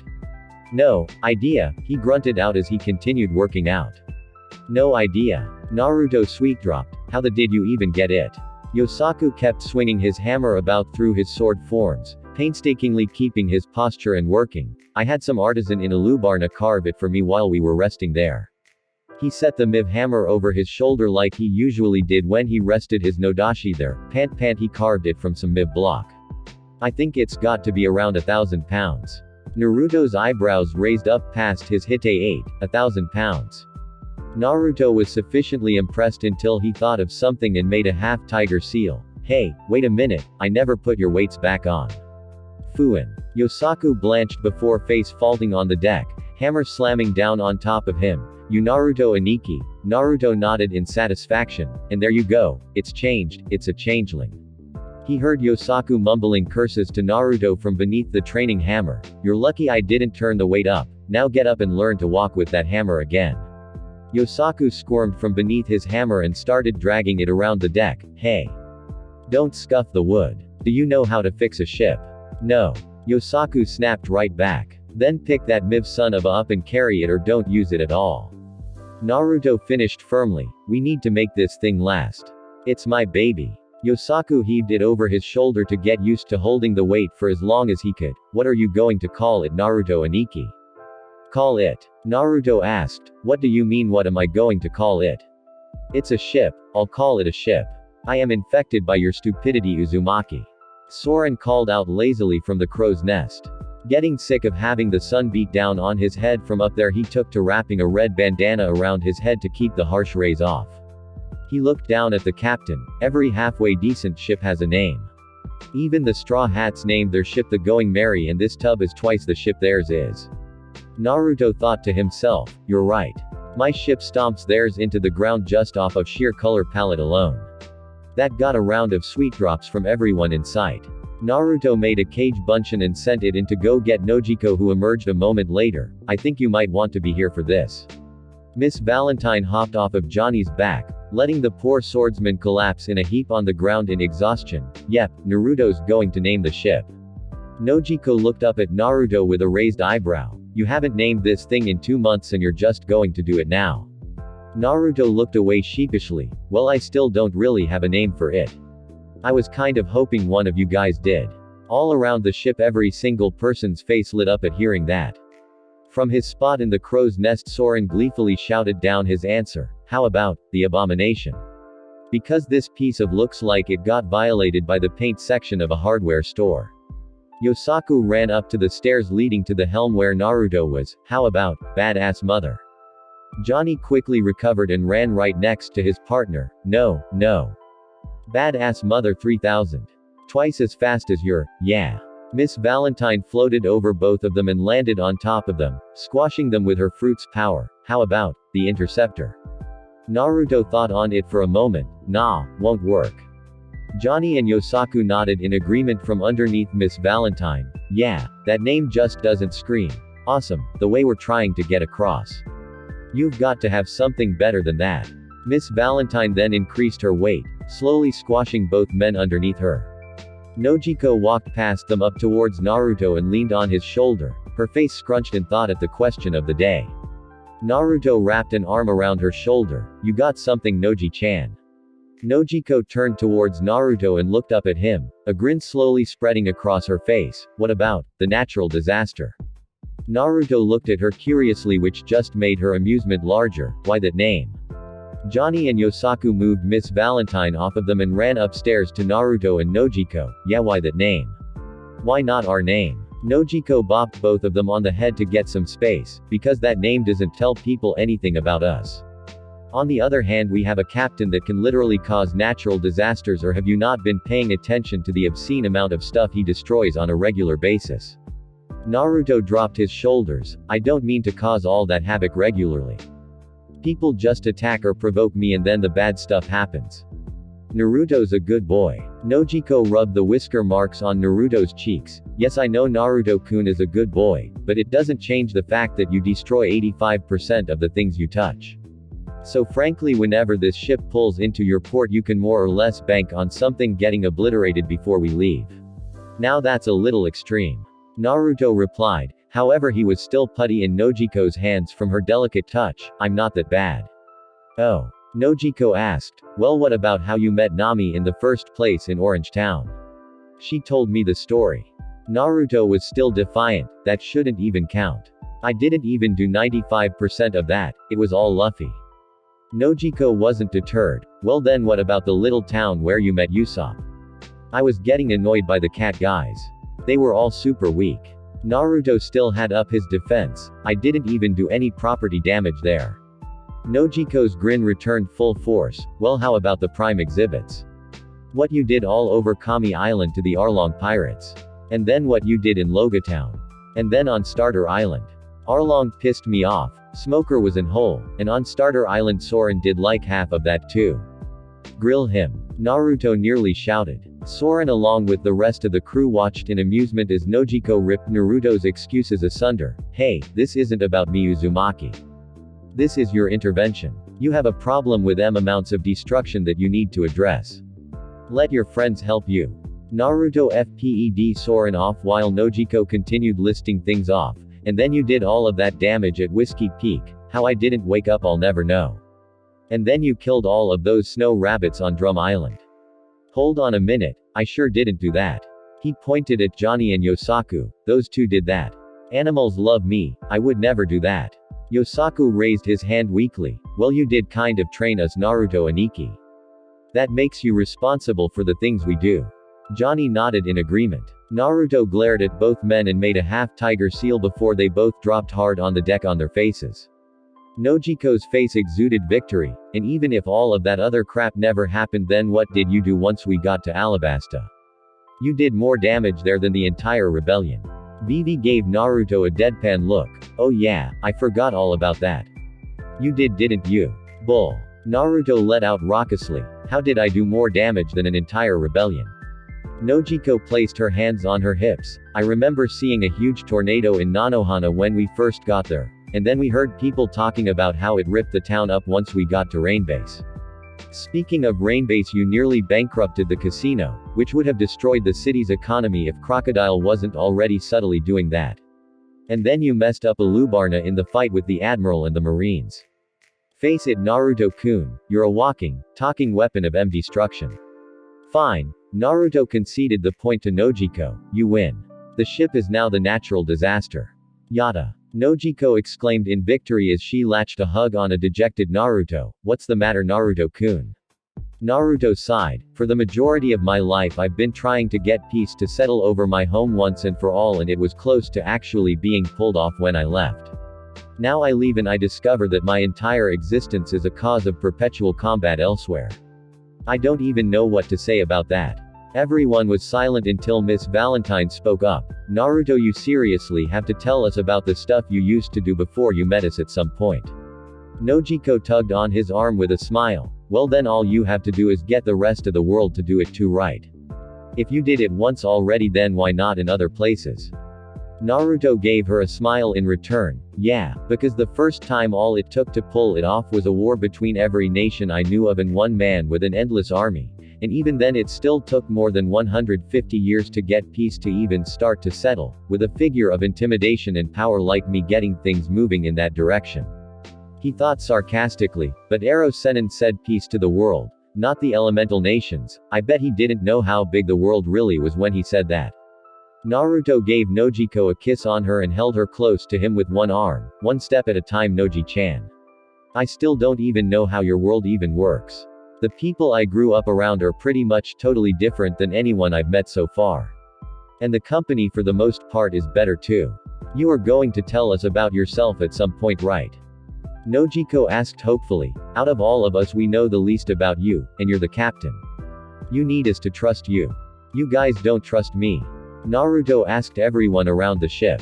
Johnny shook his head. Me and Yosaku do, Naruto and Ikki, but Nojiko Ainu is right.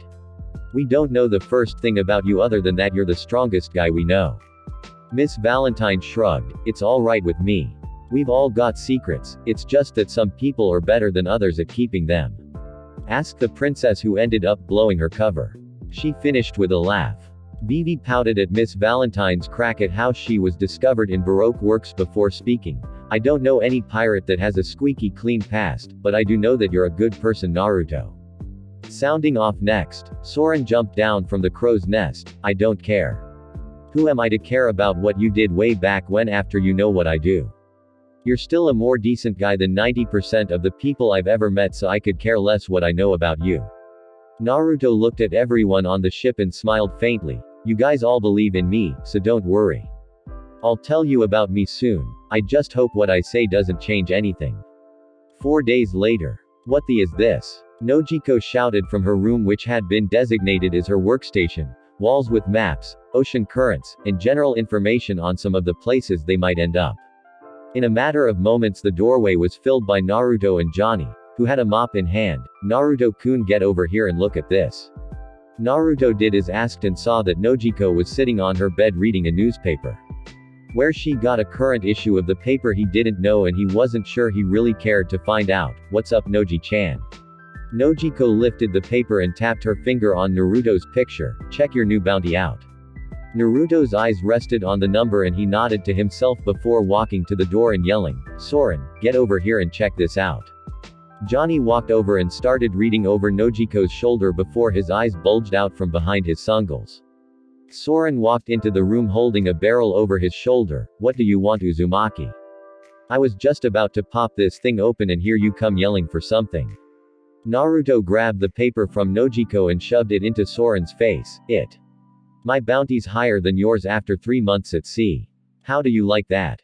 Soren dropped his barrel and pulled the paper out of his hands and paced about, staring at it intently. You got 245 million.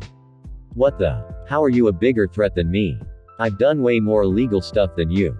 Nojiko's eye twitched while Johnny snatched the paper from Soren and started reading through it himself. You're actually proud of being a wanted criminal with a MIB bounty.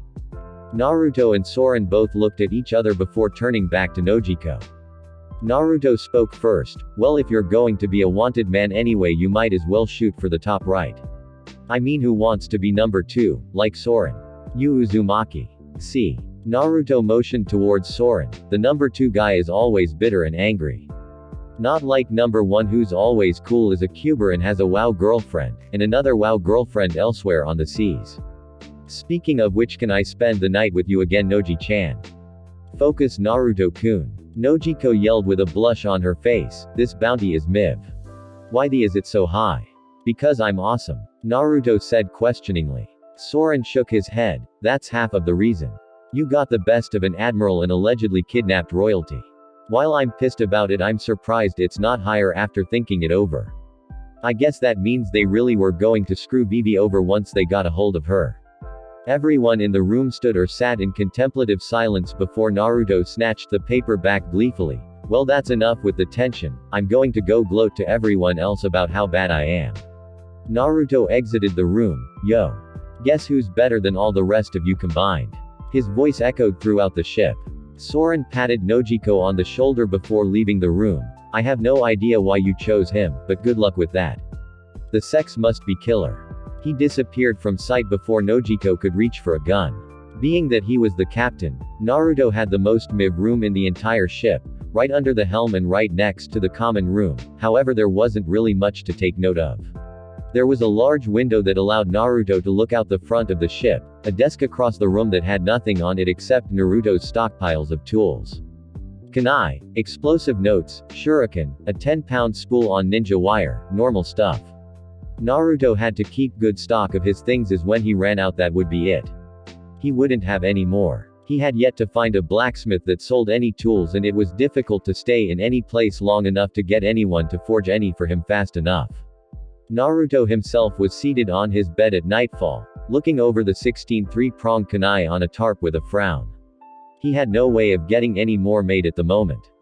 He didn't know how to mold the metal to make weapons. All he knew how to do was prepare the markers for the kunai.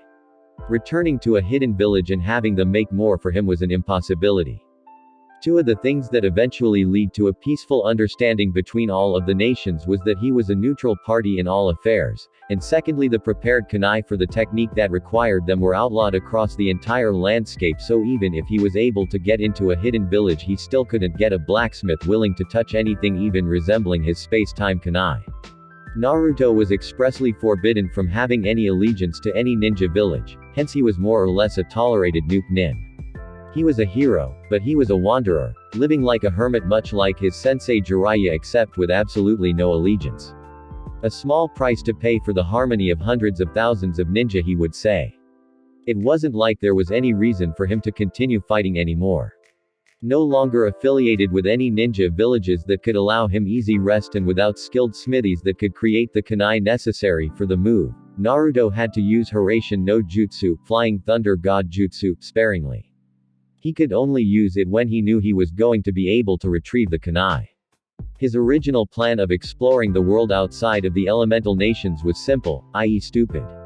He was going to try to tag the places that he found so that there was always somewhere to return to. However, he severely underestimated how many islands there were in the world, and he eventually had to Hiraishin back to the places he had tagged to retrieve the kunai he had left lest he run out before he found some way to restock. It didn't matter now. With his ship he could go anywhere anyway, it would just take longer. Thinking about tagging places, he slapped his own face in stupidity. He forgot to give one to the Straw Hats to use. Now he had to wait until he found them again before he could even start using it when he wanted. It still pissed him off that he couldn't freely use Hiraishin though. I mean, he trains and trains to get it just right, killing plenty of boulders, poor trees, and body cells in the process. He reverse engineers the entire jutsu from scratch all on his own. He does all of that and he can't even use it whenever he wants to.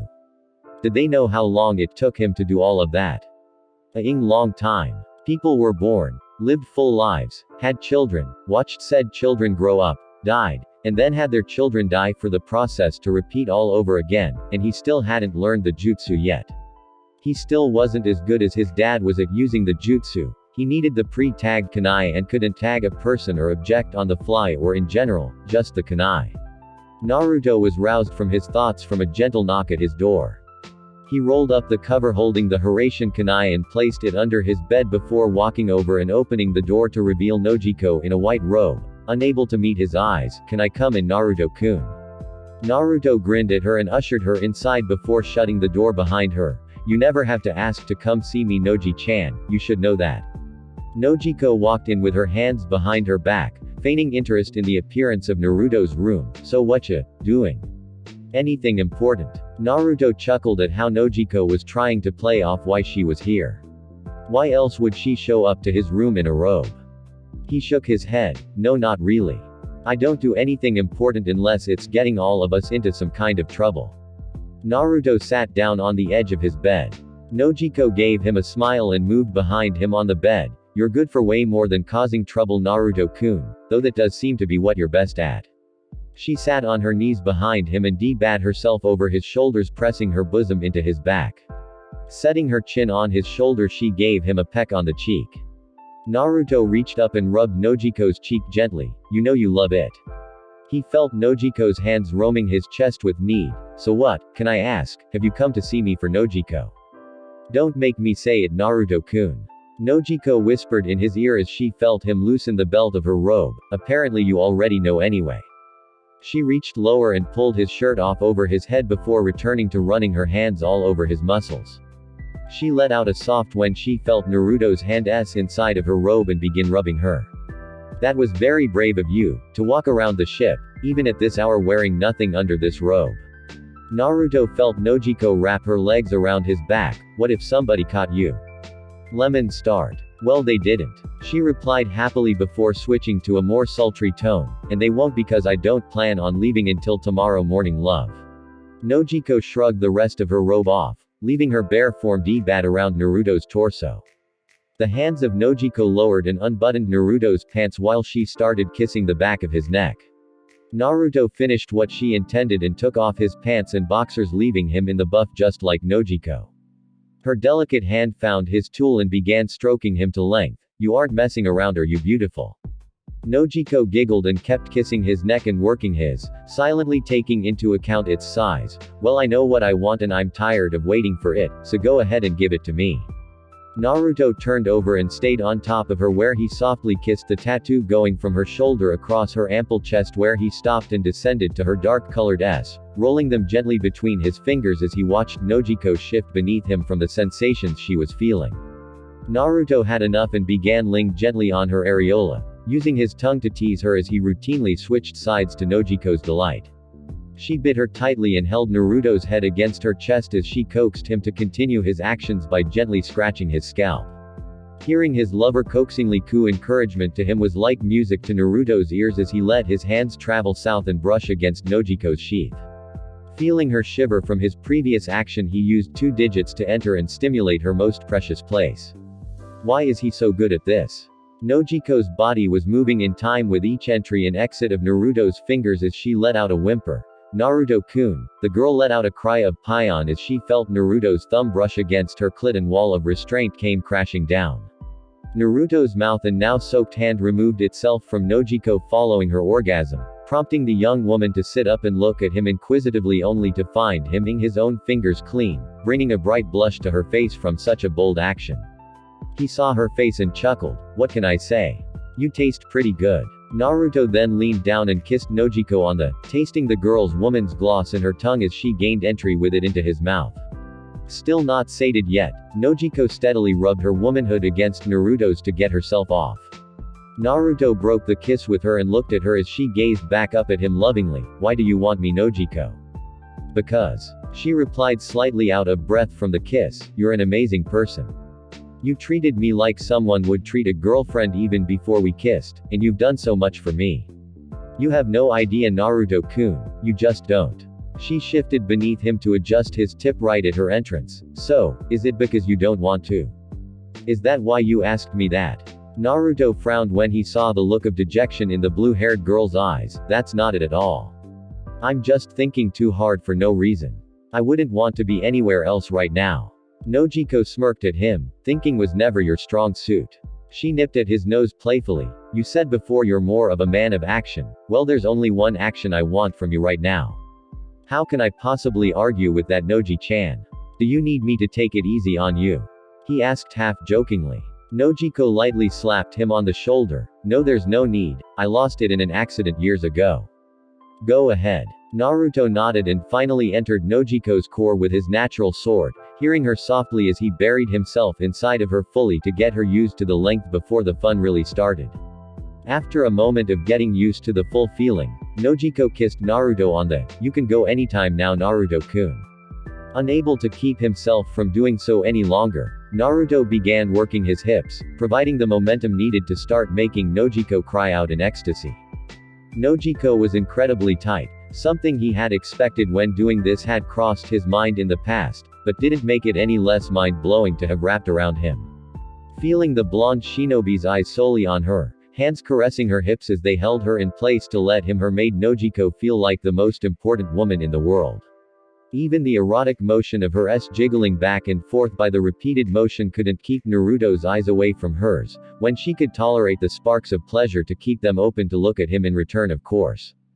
"Come on, Naruto-kun, pant, give me some more."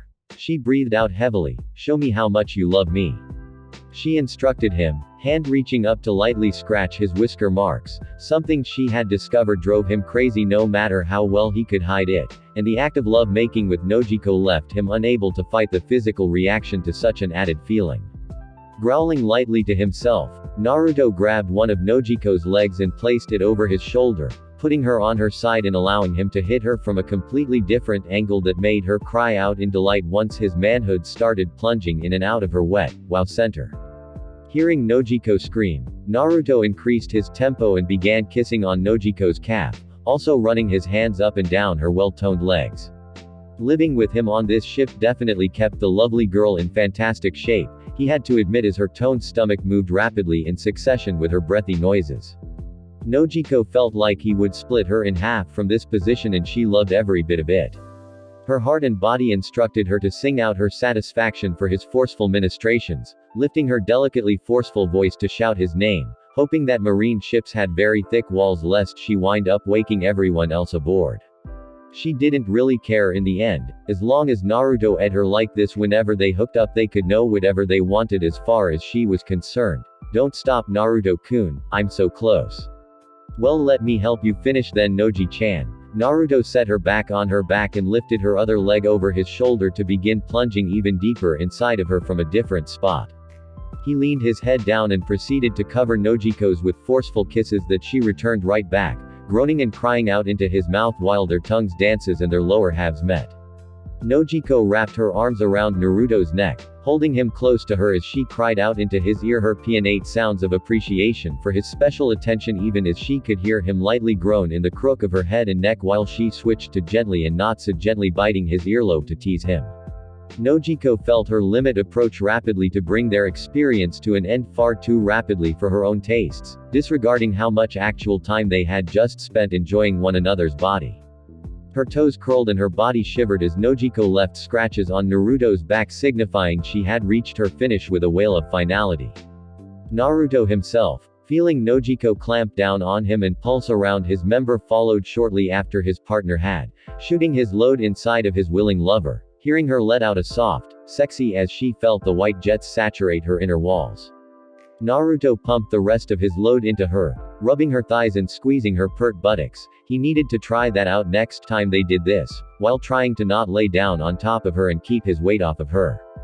Nojiko felt his body pull off of her and sit back onto his knees, keeping her legs up on his shoulder, allowing her to get some much needed breaths while he finished thrusting his seat into her. Naruto could shoot a lot, she figured. Naruto finished firing into her and looked down at his beautiful girlfriend, seeing her basically glowing after their raucous session. He pulled out of her, much to her vocal displeasure. Not that he could argue, as he had missed her soft, wet snatch as soon as he freed his from inside of her and lay down next to her, pulling her close and getting himself underneath his sheets. "Why aren't you getting under with me, Noji-chan?" She glared weakly at him. "I see, can't move, stupid."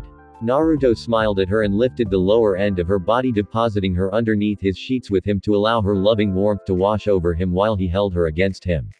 Nojiko's head rested on his chest and her legs d-bat over and around his while she could feel their combined fluids slowly flowing out of her with a small sense of satisfaction. "We're going to be doing this again, a lot," she stated decisively. "Try to keep me away," he responded, feeling her nuzzle his chest comfortingly. "When I came I was still."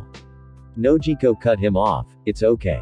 While you were doing nothing in Alabasta, I was doing some shopping, in a little pharmacy in particular, and they had something quite helpful in that department, so you're good."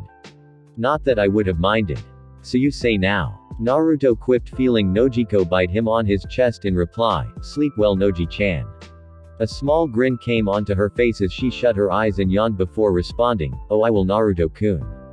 Trust me, I will." Finally letting exhaustion claim her at last. End Lemon. Marineford, sitting in his large ornate office, a tall middle-aged man with glees, a long braided beard, and a cap on his head adorned by a life-sized seagull was speaking on a den mushi with a look of annoyance on his face. "You were where?" "Wow. I don't know what to even say about that. What do you mean you'll be able to get back in 2 weeks? You need to get back to Marineford and see to your duties as Admiral immediately." He listened for a moment before palming his face. "I'm sending out a ship to come and retrieve you, and then you are to return straight here. I need you to tell me everything you can about this Uzumaki. Someone that can do that to you is too dangerous to be left alone. Be ready soon, Kizaru." With that he hung up and redialed. "I need you to get me Dr. Vegapunk." He waited for a moment. "Yes, tell him Fleet Admiral Sengoku has requested that he prepare his new creation for a test run of sorts. If he can spare more than one, then tell him that would be just fine." He stood silent for a reply. "Have him program the name Uzumaki Naruto as their primary target objective." Thanks for listening. I hope you guys liked it. Don't forget to subscribe and leave a like for more what ifs and support the author. See you guys in the next video.